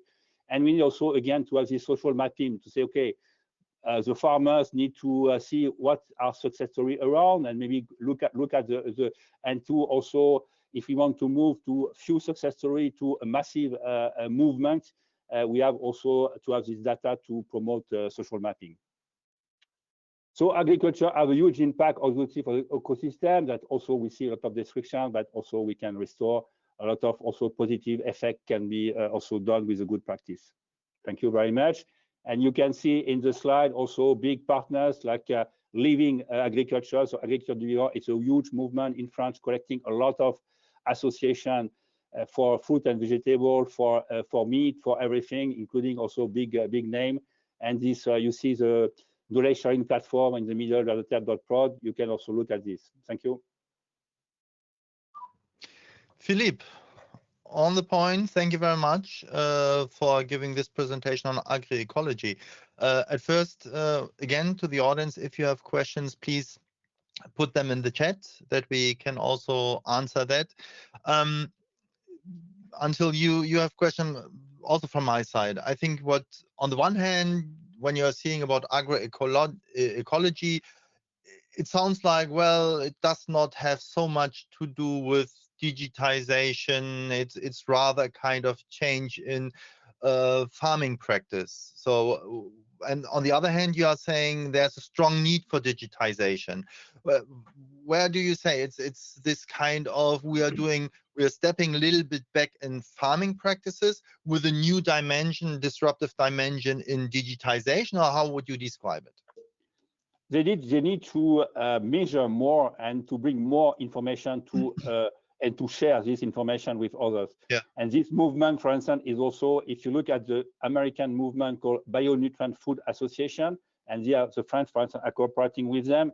They are also equipping farmers and more with the farmers, because they want to share what is a good tomato, what is a good apricot, what are the good food, and how you succeed to increase this food. For instance, sometimes you have even a super product. I think the American says 5% of the carrot are super carrot with more antioxidant. But how they came to that? Why is making that? So you need to measure much more. At this moment, we have lack of measurement. Obviously, measurements are existing from lab, but it's very expensive. So if you make 10 euro for a sample measurement in lab, obviously you cannot check every day and check a lot of things. So there is a need to better document what are the quality, and again the link between the good food. So first of all, to work on the good food, what is a good food, and to link the good food with the practice. Yes, you did that and that, you improve the soil was improving this much, and then because the soil improves this much, the plant improves this much, and the product are much better and got more bricks, more acidity, more nutriment, more iron, and that. So at this moment, there's not this kind of information. And also having this in mind, and I think that's also very convincing what you're saying. When we are looking also now from a FIWARE perspective, I think we have a lot of components. How do you see there how open source technology can help in this environment? I think they are totally open. They are totally throughout open source, because they see too much practice where people are not sharing information. They dream that for the planet, and the reason why they're also working with Americans, they want to share and to give information to everybody. Obviously, openness does not mean that business model cannot be built on the top of that. But also the good news that as EGM, we also working now, we won a new project on farm to fork, photonic farm to fork, and we will put the FIWARE platform into that.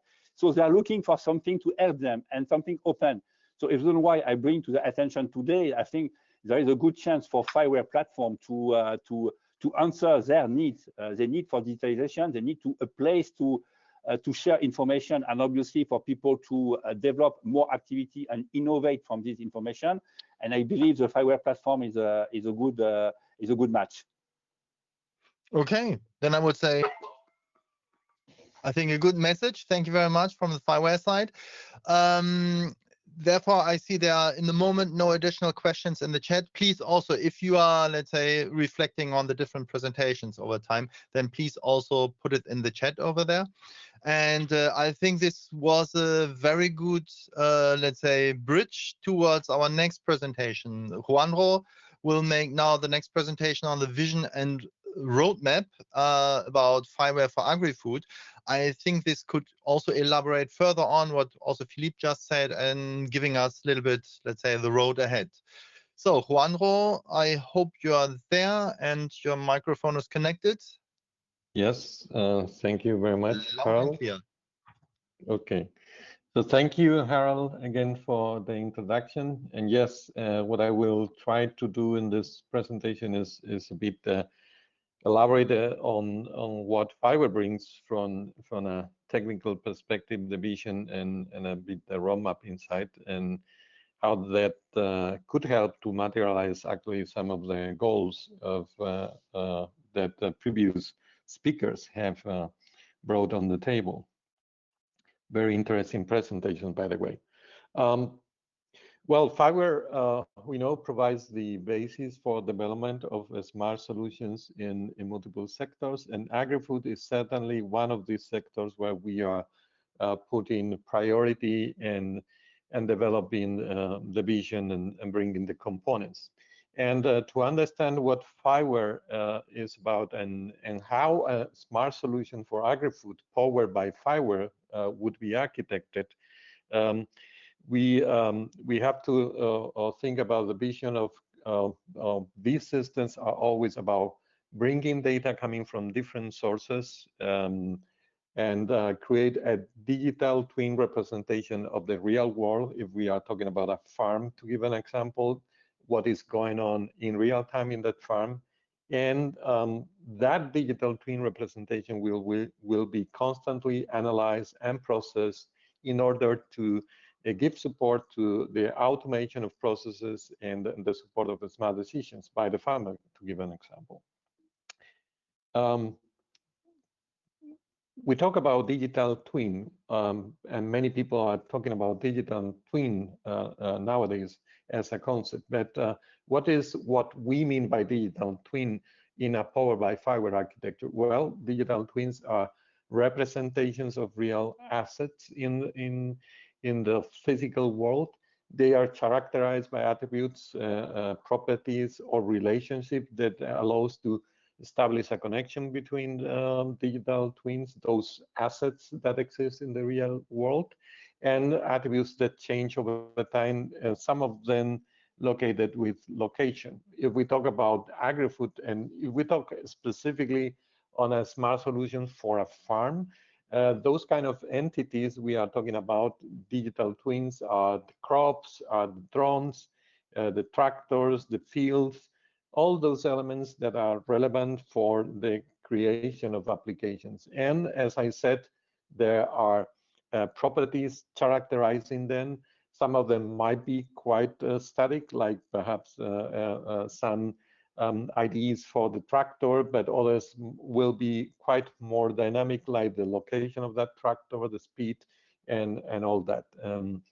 Some of these data may be coming from sensors, and actually FIWARE brings a perfect connection with everything that has to do with IoT-enabled smart solutions. But it's very important to also understand that what FIWARE brings us a vision when creating this digital twin representation. We do not talk only about data that is captured through sensors. It might be coming from many different kind of systems by the end users through mobile applications, from services that may exist on the internet, like for instance, weather forecast services you may get data from. All this together is what brings you a state of the farm or whatever process you want to automate. But of course, this is still a generic concept, and still, if I'm a programmer, I would need to know, okay, but what is the API? What is how I develop an application based on this digital twin concept? And that is one of the first things FIWARE brings an answer for. Because what FIWARE has been bringing has become a driving force in creation of two fundamental standards for supporting interoperability and portability of solutions. In the first place, an API how to get access to these attributes, properties of digital twins, creating a digital twin standard API, and common data models, meaning what is the kind of description of different entity types like crops, fields, etc. What are the kind of properties every organization can agree on these elements may share for being characterized. Regarding the API, as you may know, what FIWARE has brought is a standard API, RESTful API, that was designed within the FIWARE community, was created over time based on feedback from actual developers trying to create solutions based on the API. And that was what led to NGSI version 2 of the API. And at a certain point, we brought this to standardization because we really believe about open standards, but on the other hand, following a driven by implementation approach. So once this API was created based on experience of implementation, we bring it to a standard body like ETSI, and this was what led the definition of the NGSILD standard API that now we are pushing and promoting as a standard API for digital twin data, something that today nothing is bringing on the table other than us. And really, if we talk about digital twins, we need to bring answers to developers how to program applications using that concept. The second aspect for standardization, smart data models. We have launched an initiative. We don't have today the time for going into the details, but here you have the link to the space on GitHub. This is an initiative we have created, not just connected to FIWARE, but going further, working with other organizations in defining concrete data models that can work, which can become these kind of resources developers need to create applications in combination with the API. Very important, it's not about reinventing the wheel. Whenever there is a standard and standard effort, we liaison with those initiatives. For instance, in the agri-food sector, we know about AG Gateway initiatives, other initiatives regarding definition of standard data models for agri-food. We leverage on that and try to define how we can translate those standards into specific JSON, JSON-LD resources that programmers can really, play with in combination with the API to create their applications.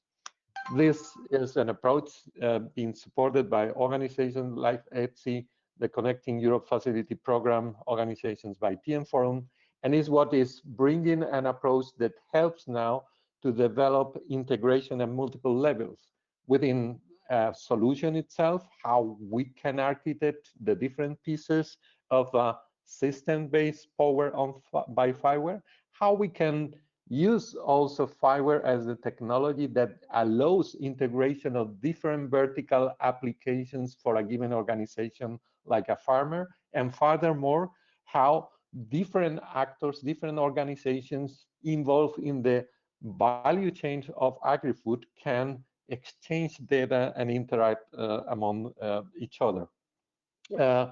I cannot go into the details, but very briefly, this leads to concrete reference architectures that serve as a guidelines for architects how to develop vertical solutions powered by FIWARE using this technology based on a standard and open. Also bring answer to farmers how they could create an approach for integrating different applications within a system, and we are pushing within Europe and other countries an approach of adopting standards like NGSILD as a means for enabling integration of different vertical applications for farmers and so on. And last but not least, and this morning we have heard about the notion of data spaces and data spaces for agri-food. We are bringing that technology that make those data space get materialized and enable the interchange, the exchange of data between the farmers, the smart food producers, the smart supermarket, all the actors that are participating in the agri-food value chain can really leverage on FIWARE technology, and particularly these NGSILD API and data models to perform and materialize an effective data exchange across the value chain. Last slide. Juanjo, it's nearly two, but I need to stop you.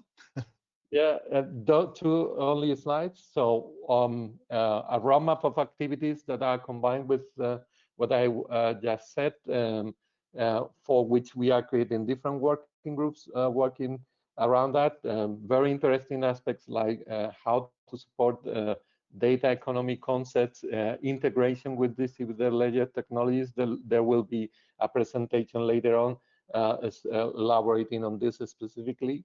And as a final message and conclusions, 3 important messages I think is good to convey. First of all, FIWARE as technology being in response to existing challenges regarding interoperability and replicability of smart solutions in sectors like agri-food.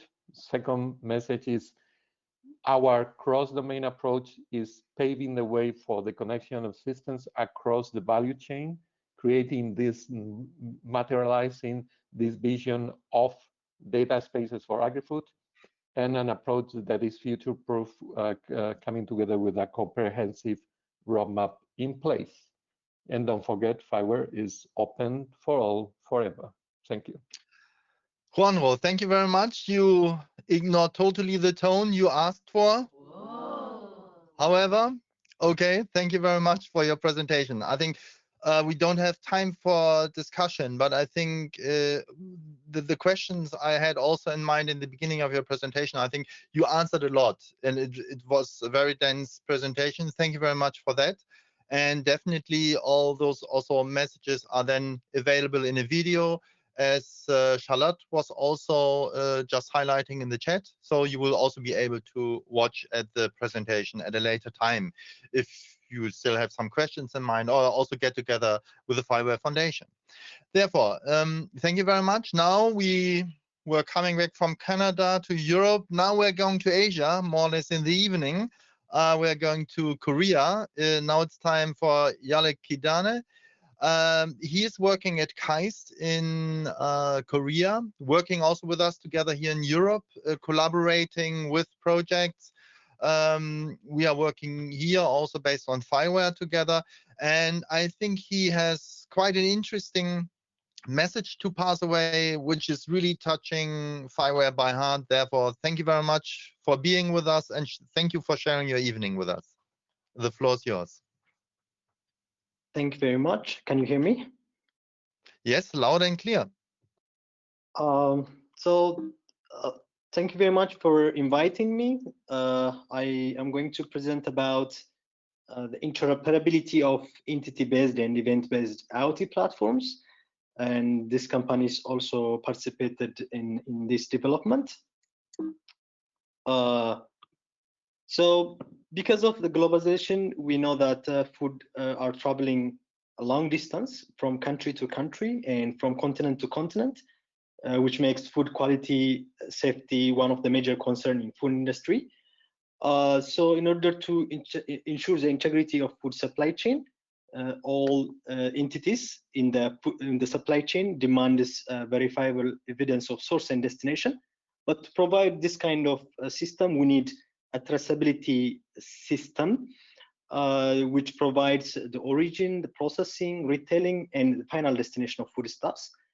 But the problem is all of this information are not residing in a single organization or in a single IoT platform. So that's why we need an interoperability. So our first motivation is to bring the interoperability between different IoT platforms, in this case between FIWARE, NGSI, and EPCIS.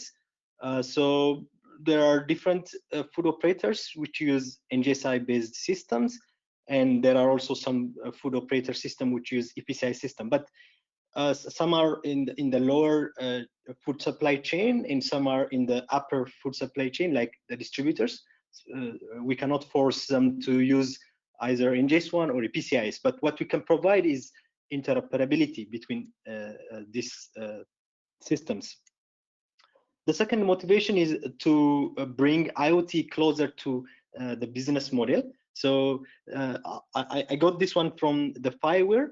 In the animal data model, for example, you can see that this is somehow similar to a business model. So there is a cow-calf system, feed IoTs, transportation, slaughterhouse, then it goes to retailers and consumers. But when we design it in a FIWARE, I mean in an NGSI LED model, it will be looks like this one. So we have a entity, relationship, and then there are attributes. So the idea here is, can we still push the model to a little bit to the business model? Because as we know, IoT was initially in the sensor, then network of sensors. Now we are in the context, like the NGSI, it's in the context level. So the idea is, can we push to somehow to the business model? So yes, we can do that.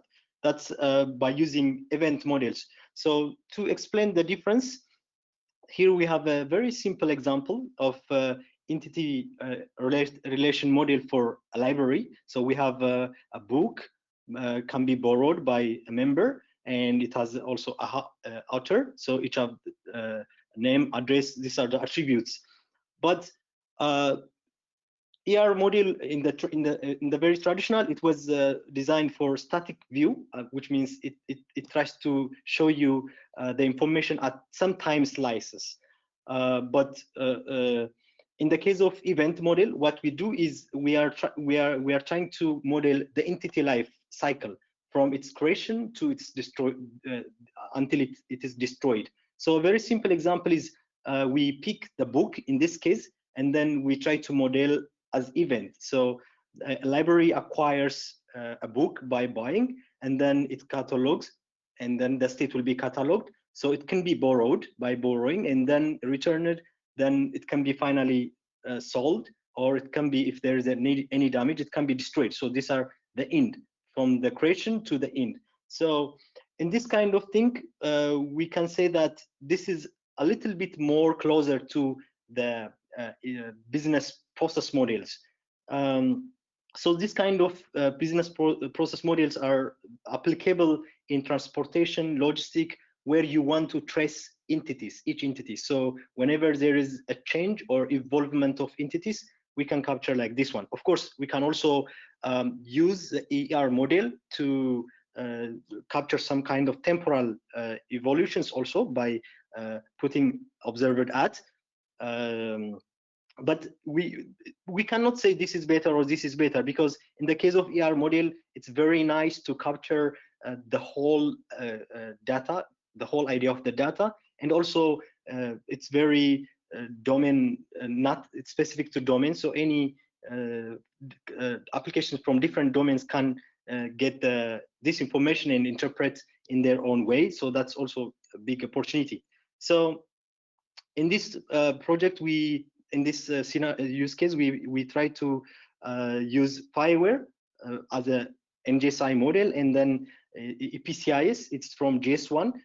They use event-based model. Their capturing system is based on event, and they also provide a global identification code because the very concept of tracing comes from identification. So if you cannot identify each entities uniquely, you cannot trace over a globe.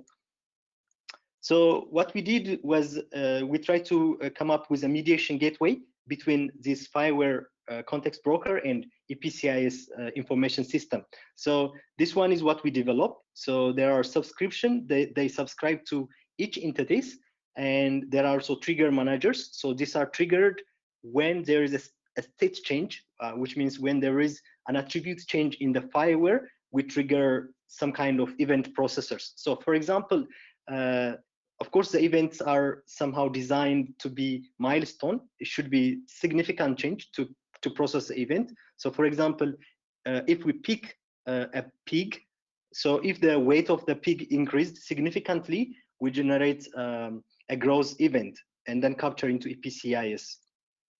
So this is what we design in the pig farming data. So this is entity-based. There are entities, relationship, and attributes. But in the event-based, we are events. So there will be event, birth event, adoption, growth, or it can be slaughtered. So this way we can design events, and we can translate into from entity-based to event-based via the mediation gateway to provide information in both platforms. So this is a simple example. This is from pig entity. So whenever there is a significant change in weight, we generate the growth event. Also, similarly, feed intake event or water intake event. So this will be in EPCIS, but in this one will be in FIWARE. So this is a simple example of EPCIS XML.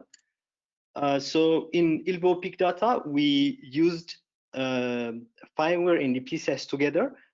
So the data source was in ILVO in Belgium. So they published their data into FIWARE, and then we subscribe from FIWARE and then translate or process the event and capture to EPCIS, and then their traceability system can be applied here. So this is the interface. So what we want to achieve at the end is end-to-end traceability. So whether the farmer or the food processors which want to process their system in real time, they prefer to use they might prefer to use NGSI system for their real-time processing system. But in the case of distributors, because they want to trace their systems, they might want to use EPCI. So if we provide all those informations into either NGSI or into EPCIs, then the customer can customer application which want to trace back to the farmers or back to the manufacturers, they can do so by using this interoperability system. So of course it is open source. What we developed is can be available here. You can see the mediation gateway here. Thank you for listening. If you have any question, you are welcome. So, Yalew, thank you very much for your presentation. I think this was really a good example. Also, having here a practical example, which is passing the boundaries between, let's say, the event and the entity-based world, which is a natural, very practical need. And I don't know, did you, yeah, you have there the link as it's an incubated enabler already. So thank you very much for your presentation. We will also have after the use case presentation sometimes for question and answers. Therefore, as there's no immediate question here, I would like to first thank you very much. So it was really a pleasure listening to you.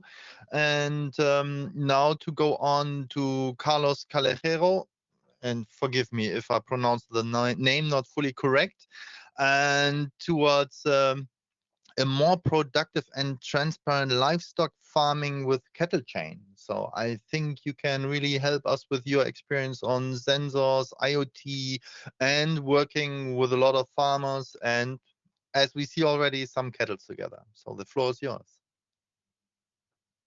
Hello, thank you very much for inviting me to this event. Well, I'm going to start with this picture. This is how farmers have been feeling for a very long while, no? And up till now, no, they don't know sometimes where are the assets, which is pretty strange, no, having a business. And furthermore, they don't know where are they neither, because in terms of in this global world where new challenges are arising, how can it be possible that the tools I have to manage my business is the same one that my ancestors were using? So this is the reason why we started. One of the co-founders of Digitanimal is a farmer, and everything started from this situation, no, from this problem. And this is what we have now. At this moment, it's not just Ruben. We are already a community with more than 3,000 farmers all around the world. More than 15,000 animals monitored with these collars. And the reason why we are moving forward with the farmers is because we help them, we rely on them, and we are increasing their productivity with the little tools that we are offering to them so far. But apart from location, they of course have many more challenges. The first one is that the sector is not so profitable. 50% of the farms in Europe rely on subsidies, and now they are very concerned about the new common agriculture policy. Another challenge is the fact that they most of the times have very limited access to internet connectivity, not just on their houses, on the farm, but also on the field, no, for the tractors, for the animals. Also, another challenge is the fact that livestock farming produces emissions, and the general public is quite concerned about it, but the farmers have no tools to prove how it is and how this can be improved. And also it's the same case with animal welfare. And then there is also a demand from consumers to get more information about the traceability, about the product they are eating. Before Doris Marquardt explained the framework of the from farm to fork strategy, also within the Green Deal. And I would like to also to mention the COVID. No, this pandemic has highlighted how important is to have a solid food system. Also, in the case of the farmers, most of them were selling their products to the restaurants, and during the pandemic, they were really in troubles. And now they are more willing to offer the products directly to the consumers. We, as a company, we have a lot of challenges. Also, we believe that what at the beginning was just a tracker has to be extended to many more services because they will be demanded. We believe that we can increase the efficiency of the farm because we are already doing that, but we still can improve. We still have margin to improve this increase in farm efficiency, and at the same time we can also decrease the climate impact of the livestock farming, because right now they don't have tools, they don't have training to improve the management and the way livestock farming is interacting with the environment. And also we believe that we can increase the profitability of them, which is the most important fact for the farmers. Not just decreasing losses and increasing the productivity, but also adding value to their products. The way we believe we can achieve this is based on the Cattlechain project. This is a European project within the call of the Fast Track to Innovation, H2020. And here we are not alone. We have as partners to the FIWARE and also to the IDEL, which is the Institute of the Livestock Farming in France, and a meat industry called Natrus.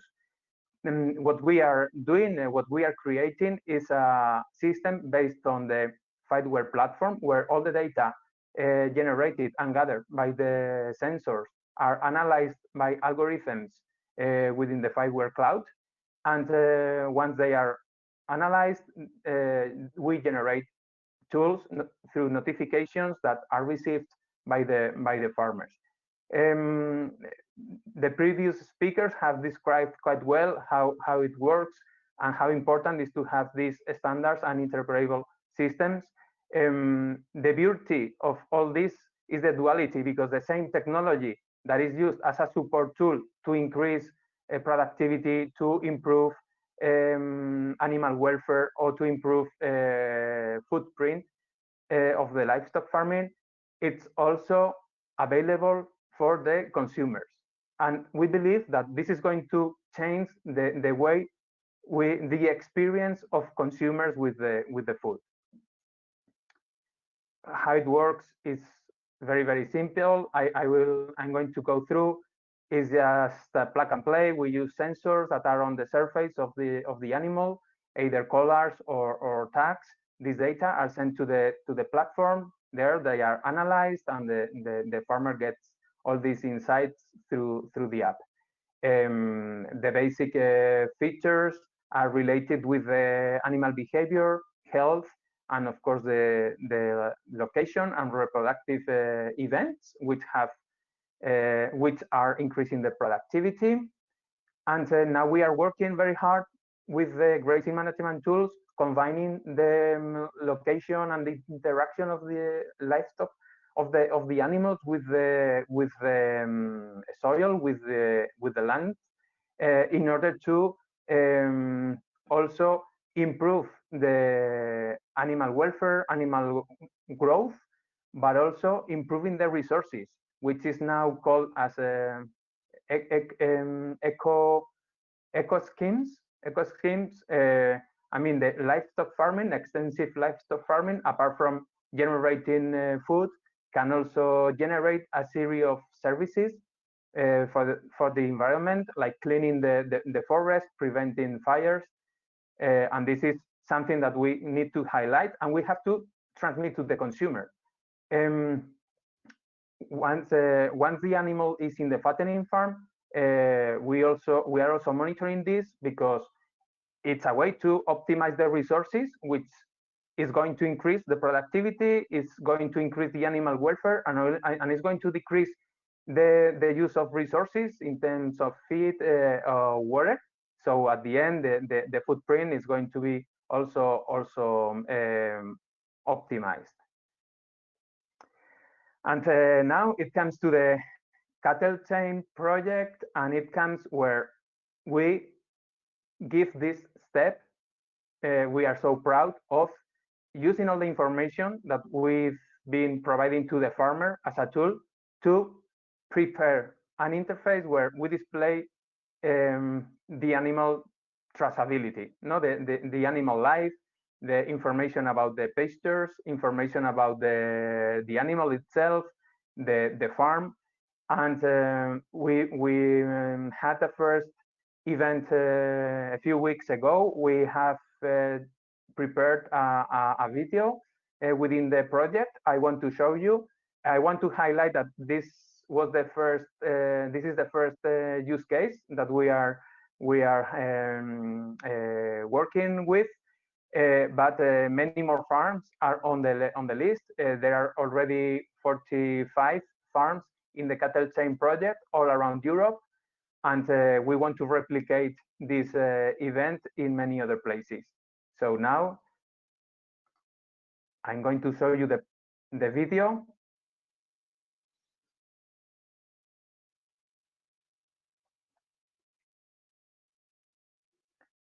Carlos, there is no sound in the video at the moment.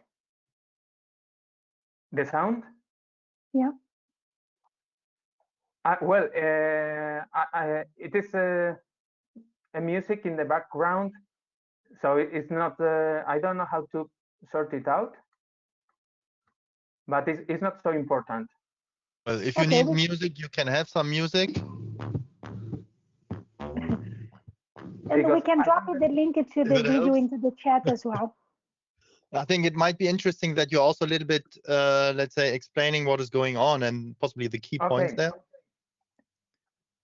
Okay, here you see one of the targets of the Cattlechain project is being able to monitor the animal welfare, to monitor some indicators like the access to the water, access to the pasture, to measure the density of animals that are in a space, being able to detect if the animal is having any anomaly regarding the growth rate, for instance. So this is the beauty of the technology, that right now this is done by monitoring the animal by humans, but with the sensors we are able to monitor it 24 hours the whole year, and send the notifications and mitigate any negative effects. We had an event where we put together the farmer with the consumers, journalists, and also a chef that was preparing the product. And we had this whole day of being able to see how are the animals being treated on the field, and also tasting the product, and the experience of the QR code with all the information that is shown to the consumer. Okay. Now it's over, and well, and that's the end of my presentation. I'm willing to answer any questions that you might have. Carlos, thank you very much. We have a Q&A session after the 3 use cases. So after Andreas' session, which comes next, we will have a Q&A session, and then we can possibly have there a joint discussion of the 3 speakers. So thank you very much for your presentation. Very interesting. And now let's go on. Also in the farming side, I would like to ask Andrea Cocciani, also our chair of the Smart Agri-Food Mission Support Committee in FIWARE, and he will tell us about agri-weather gateways and about data, NGS-ILD, and all those topics, and I think he can give us some rationale on that. So, Andrea, the floor is yours. Thank you very much for being here with us. Thank you.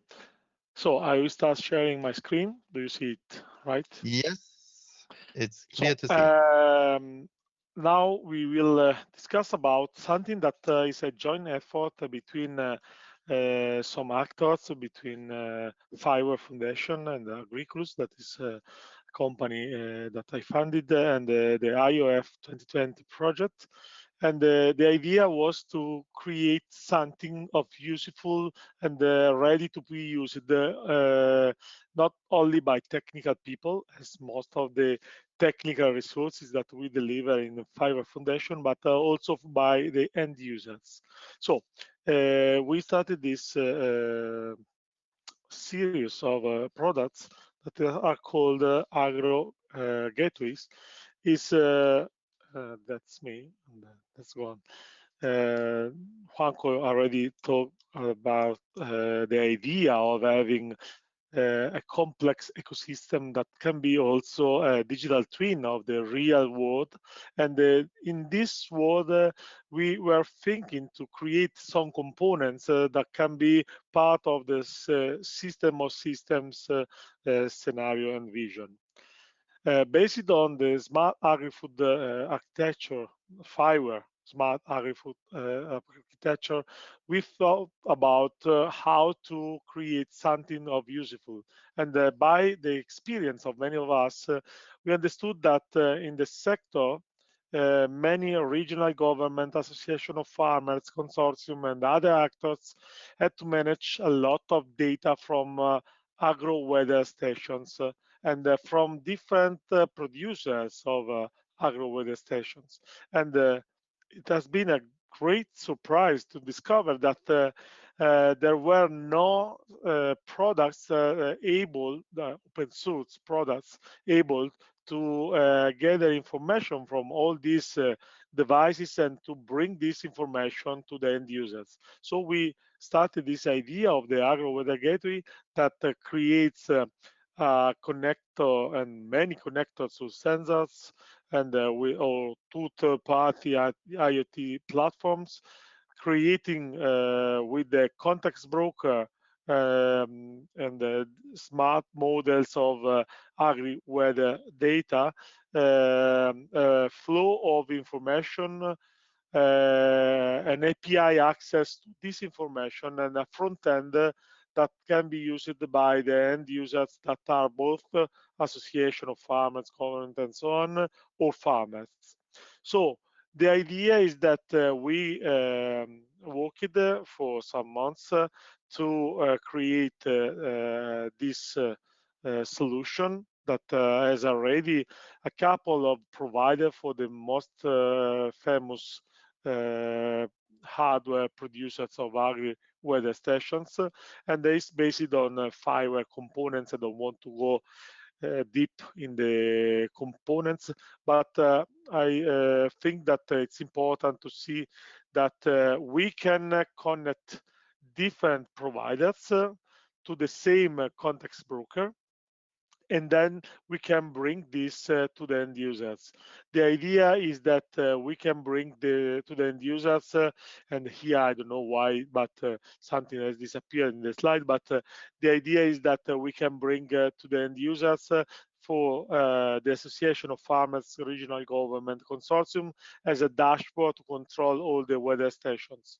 For the end users, as farmers, they can register to a portal, and then they can select one or more weather station that they are interested in, and to see the update of the data daily, hourly, and whatever. And then there are APIs that can be accessed by third parties, like platform, like for example our platform that is AgriCruise. So third party, here the example is with AgriCruise, but you can put instead of AgriCruise whatever you want, and third parties can access to this data, and they can enrich the information that are in the platform as weather stations to have a better approach to the market, a better approach to the common goods of the weather stations. And the idea is that using data standards, they can compare the same information across different providers. So the main components can be used also to do other kind of works. Another idea that we delivered thanks to the same group of organizations is the Agri Contractor Gateway. With the same approach and using the FIWARE Adapt interface, that is an interface to collect information from machineries, tractors that are equipped with the ISOBUS or CAN bus interface, we can collect information on what the tractors have done on the field, and we can do the same as for the weather stations, collecting all the data from different tractors in a single application, and then delivering this information to third parties or to consuming this information inside this component. And the idea is that thanks to this, we will be able to deliver the first open source platform for contractors in the agricultural market that will be able also to deliver this information to platforms and to the end user, the farmers.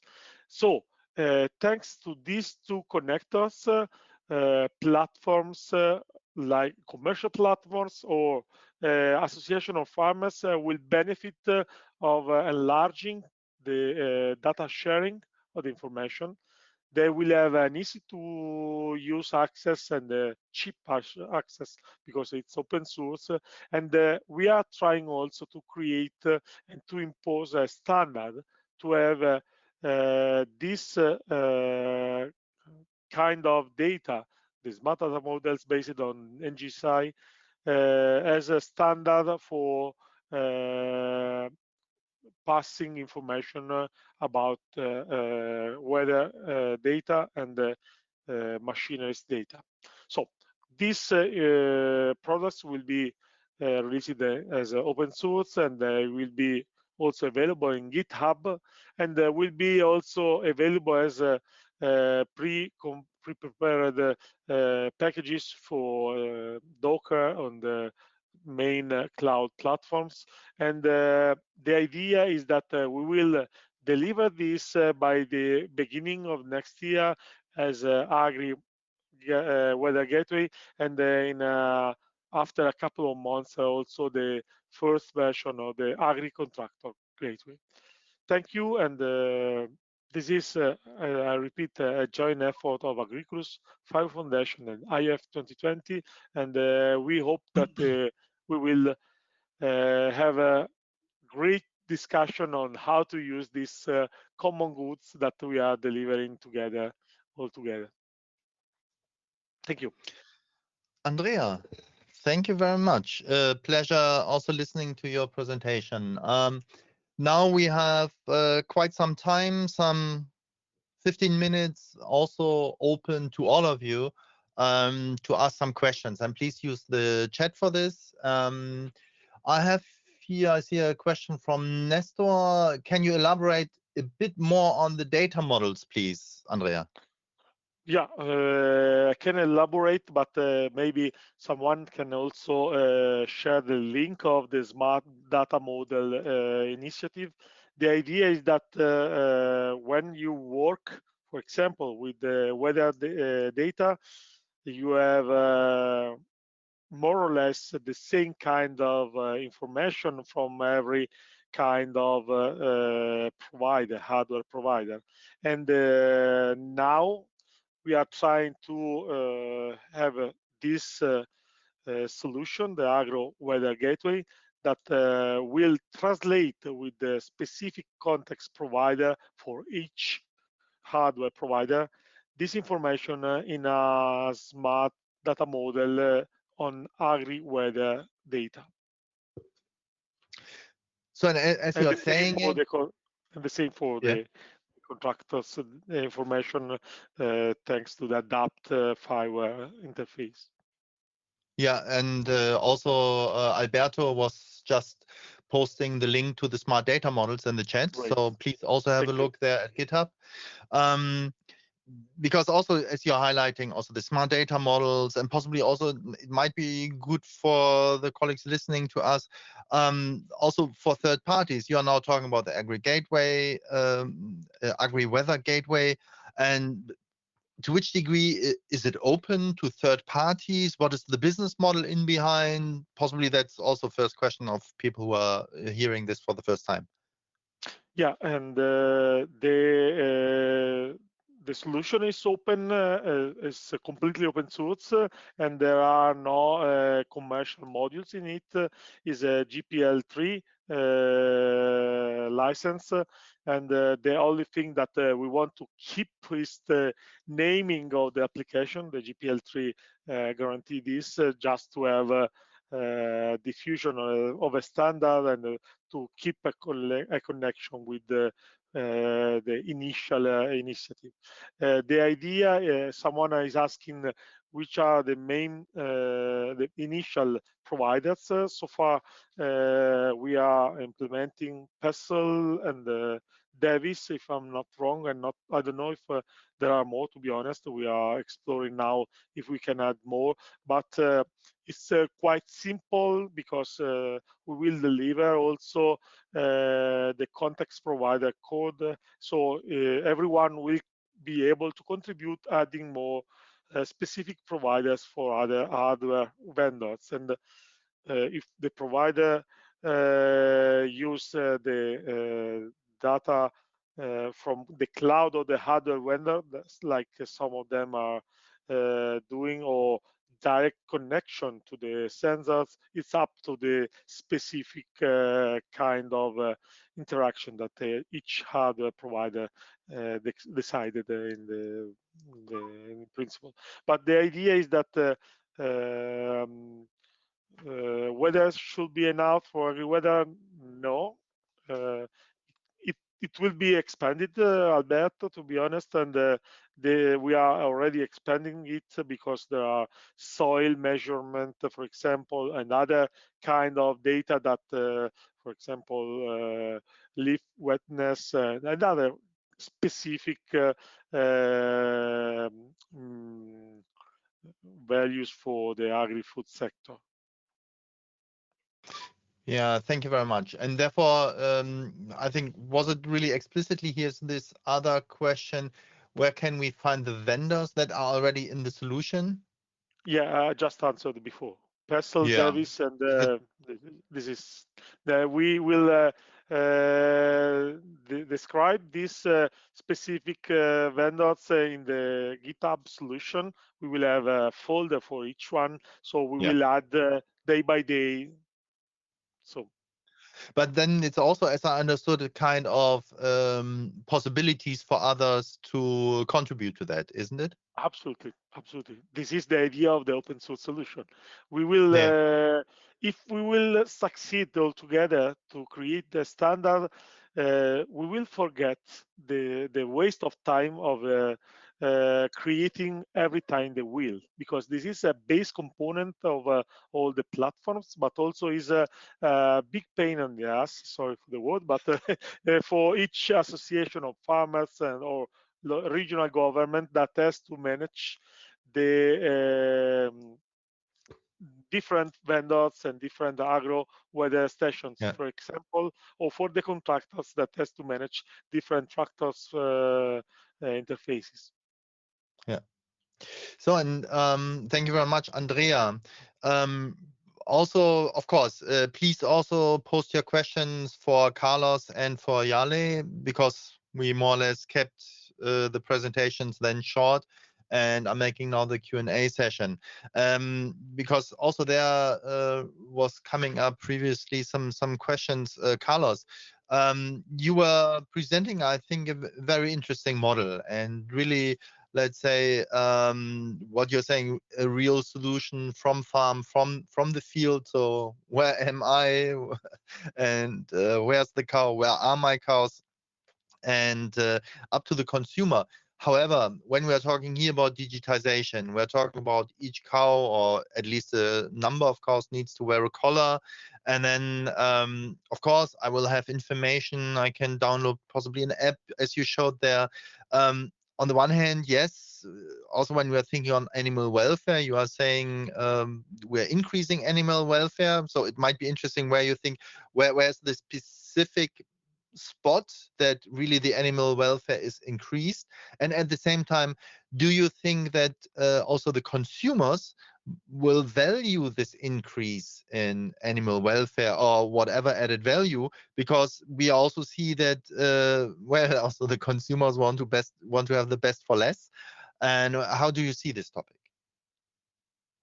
Okay, Harald, and answering to your first question,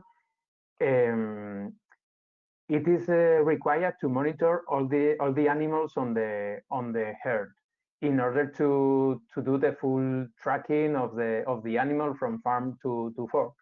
Take into account that the mothers are the cows with the collar, whereas the product that we consume are the calves.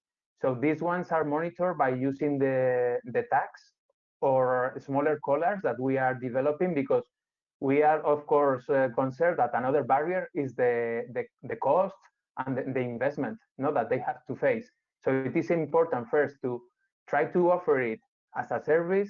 It is important also to try to provide value, taking into account the future common agricultural policy, because we believe that if all this technology that is also going to help on the monitoring of the cattle also will help on those associated eco scheme services, like the preventing fires or managing the grasslands in a better way. So most likely farmers are going to get funding for all these investments. Then I think it is possible to monitor any individual one by one. Then you mentioned about the animal welfare, where animal welfare starts also from the grazing, from the breeder farm. If you are monitoring with the collar or with the tag an animal, we detect very early if there is any anomaly. Take into account that the algorithms are creating behavioral patterns, and as long as there is an anomaly, the farmer gets a notification. So the same tool that is preventing losses is also increasing the animal welfare. When they go to the fattening farm, we are using the scale as the tool to monitor how often they go to drink or how often they go to eat, how much time they spend on this process, because sometimes they might be blocked by other animals, no? Then this is also important, no, to know for the farmer, so that they can move this animal to another lot. All this information is unknown right now for a huge percentage of the animals when we go to bigger, to huge farms. So I believe we are increasing animal welfare, access to water, access to food, stress. We are decreasing the stress of the animals because we are reducing the human interaction, which is something very, very stressful. Take into account that now, in order to weigh the animals, they just do this operation once or twice during the whole process, which takes several months, whereas now we are getting the weight every day several times. And then you also asked about the added value that the consumer might be willing to pay. We believe that this is a trend, and maybe now it's a small percentage of consumers willing to pay for that. And we are also in the middle of a economic crisis, so I don't believe it's 100%, but for sure, people, there is a small percentage that appreciates when a product is done in a different way, when a product is taking into account all these Green Deal considerations. So this is something that we need to test with our farmers, no? The success of this new generation of products transmitting so much information to the consumer. I will tell you, Harald, and everyone else in a few months, but I can tell you right now that the video that I show, I can tell you that this farmer has already invoiced more than 2,000 euros with products, hamburgers, sirloins that he's been selling through this website. And he has started from scratch. So he is already happy with the result, because even though he hasn't invested a lot of money in marketing, he's getting sales and money. So looks very, very promising. Yeah, thank you very much. And also Karen is commenting on this, because she says one thing is also the data, but what she said, what we need to consider is the movement of science based on verified information to the market, not just the data. And I think this corresponds very much what she said also in her presentation on potentials for use of verified credentials. And I still want to use, let's say, the remaining 2-3 minutes also for Yalew. As we have the opportunity to talk to you from working in Korea, also presenting here a case from unique identification based on GS1 standards, enabling this interoperability, enabling to, let's say, get information also based on FIWARE Orion context broker-based environment. How see you there the application potentials in Korea? So what are you planning to do there? What do you see for additional collaboration potentials also with Europe? Okay, thank you very much. Yes, we, as I show you, we see a very good opportunity in both kind of data representation, and we are also part of the GS1 research team. So we also try to introduce this FIWARE into the GS1 community, and how we can get the data from FIWARE and also use it to PCIs. What are the difference? What are the advantage in both sides? So that's the way we are doing currently. Yeah, that's what we are doing. Okay, yeah, that sounds very great, because what I see there, we have a lot of, let's say, connecting points. Therefore, I think we are getting now to the next session. But to sum up, I see here what Andrea was presenting was this really work on the open source model of sharing, work on data model, sharing effort, which all the developers are faced with in realizing connectors to weather stations and beyond. So he works also further there.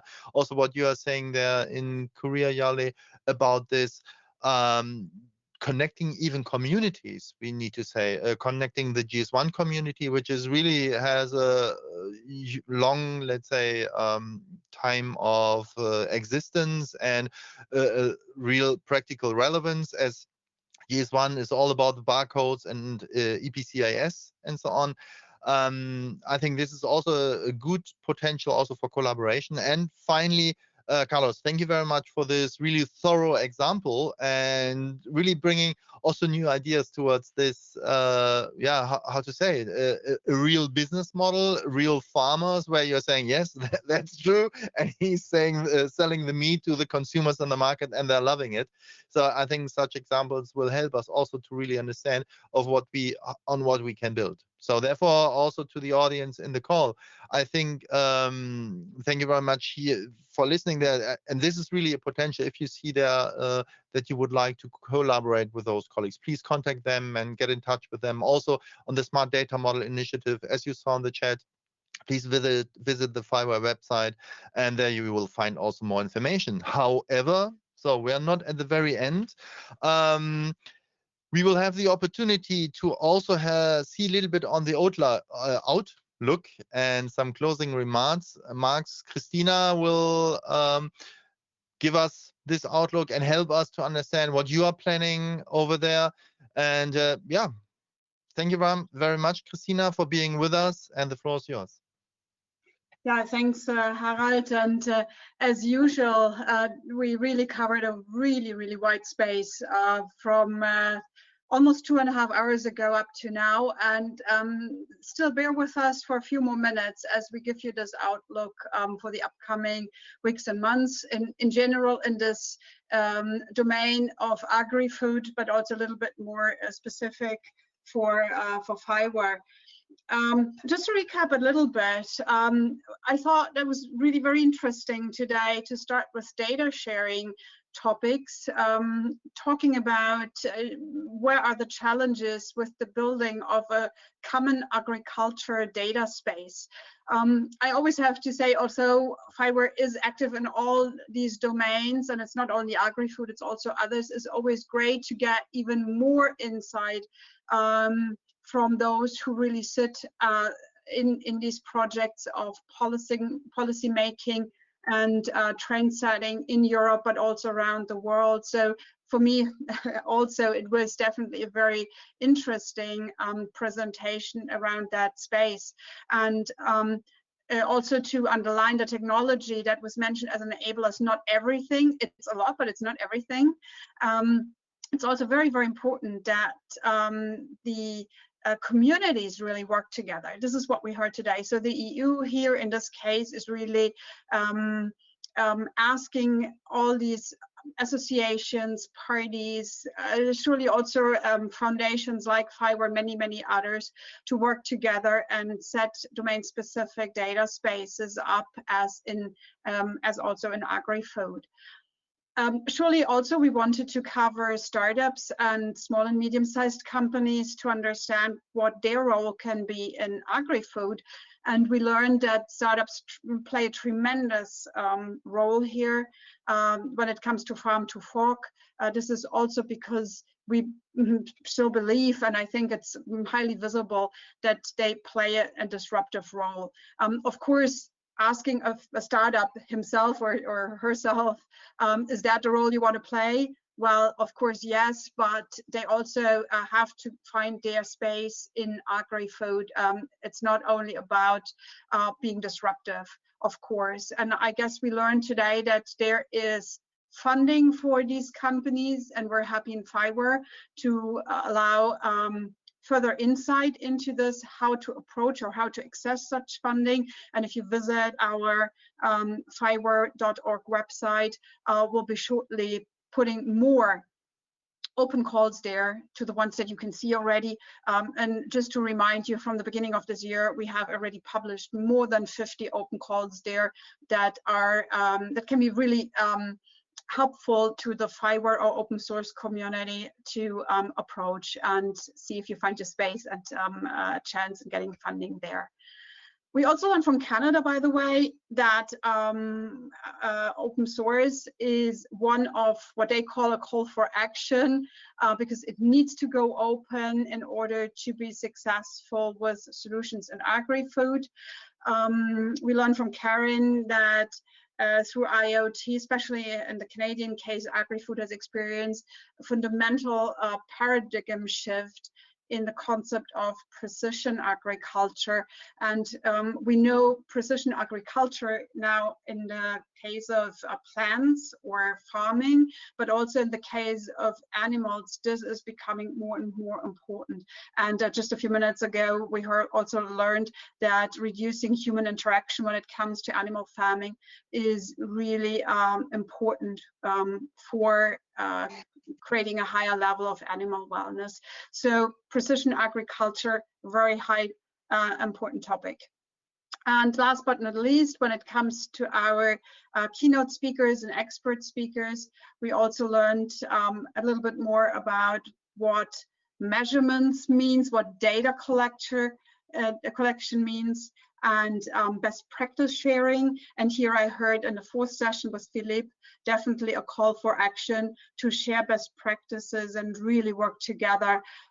So when producing good food, this can be connected to best practices. And good food, he definitely said this needs some definition, but it's about having food with more iron, better nutrition values, with less pollutants, and definitely also other KPIs. Yeah, so here the call for action for really working and learning with best practices is.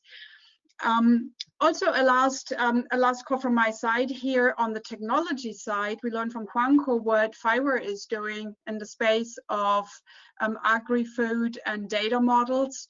We do have much more to show and to tell. We have been for many months and years, I have to say, Wednesday webinars up and running. So if you just go onto our website, FIWARE website, and look for Wednesday webinars, you have the chance to access almost weekly webinars that go a little bit more into technology. And there's something for everybody. So just check it out. It's highly visible on our event calendar. And our Q&A, thanks Harald, absolutely excellent how you managed and moderated that. I think myself learned so much about animals here in the Q&A session again. So animal welfare, animal technology that really supports animals to have a better life. And maybe I can give one statement as a consumer. I do still eat meat, and I really want to know where it's coming from, and I appreciate it very much. This is one of the many takeaways, I have to say. I can only point out one now here is that it's great to see that some projects like Cattlechain and many others too are working already on the policies of tomorrow and adding many more points that go beyond current legislation and really close the chain from a single cow to my final food on the table. So really this fork or farm to fork, and allows me as a consumer to really understand which journey my piece of food has made. So very highly appreciated, and I think that must be the future, and not only for meat, but actually for any type of food that we should find on our table. So thanks to all the speakers. Looking into the future, very near future, we have more to come.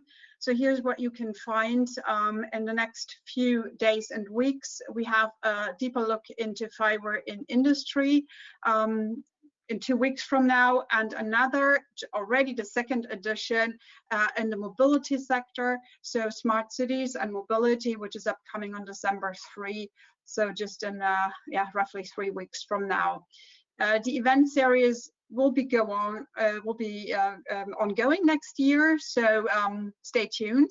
For now, just connect to all the different links that you can see or that you just saw. Here it is again on our slide here. You get all the updates there. Don't miss them, because we have really a lot to tell, not only about FIWARE, but about all the community and members and the partners that we have. Some of our partners, you see them on the last slide, are also media partners. We thank them very much. They help us to distribute these great events to a big community, not only in Europe, but all around the world. So thanks to Business Reporter, Compass List, and Zoom Global Smart Cities. And two special thanks I still want to speak out here. So one to a fantastic marketing team and event organizing team with Charlotte and Val here in the email connecting overview, so you can obviously mail them if you have further questions or ideas. And also a super special thanks to Harald, who was our moderator today. Not only moderator, he is definitely from the space, and with so many years of experience in agri-food, he added so many good points to today's discussion. So thank you very much. And Harald, the very last words go to you. Thank you. Thank you very much, Christina. It was a pleasure also listening to you. I think we had a great event, and thank you very much for your positive comments also in the chat, and also what you already said, especially to those also in the background which were not at the forefront of this event. Thank you very much for supporting this, for organizing all that, all this, let's say, the emails, all the supporting activity. It was a pleasure working with all of you, and I think just give a big hand to all of us, I would say. Therefore, I think let's see what Christina also said. We will have several events also in the next weeks. I think it's a very nice format with the webinars we have now. It's not so much time, not requiring the traveling, and we still have the chance to get in contact with each other. I think it's a very good opportunity. So have a great day. All the best for your health. Stay safe, and see you soon.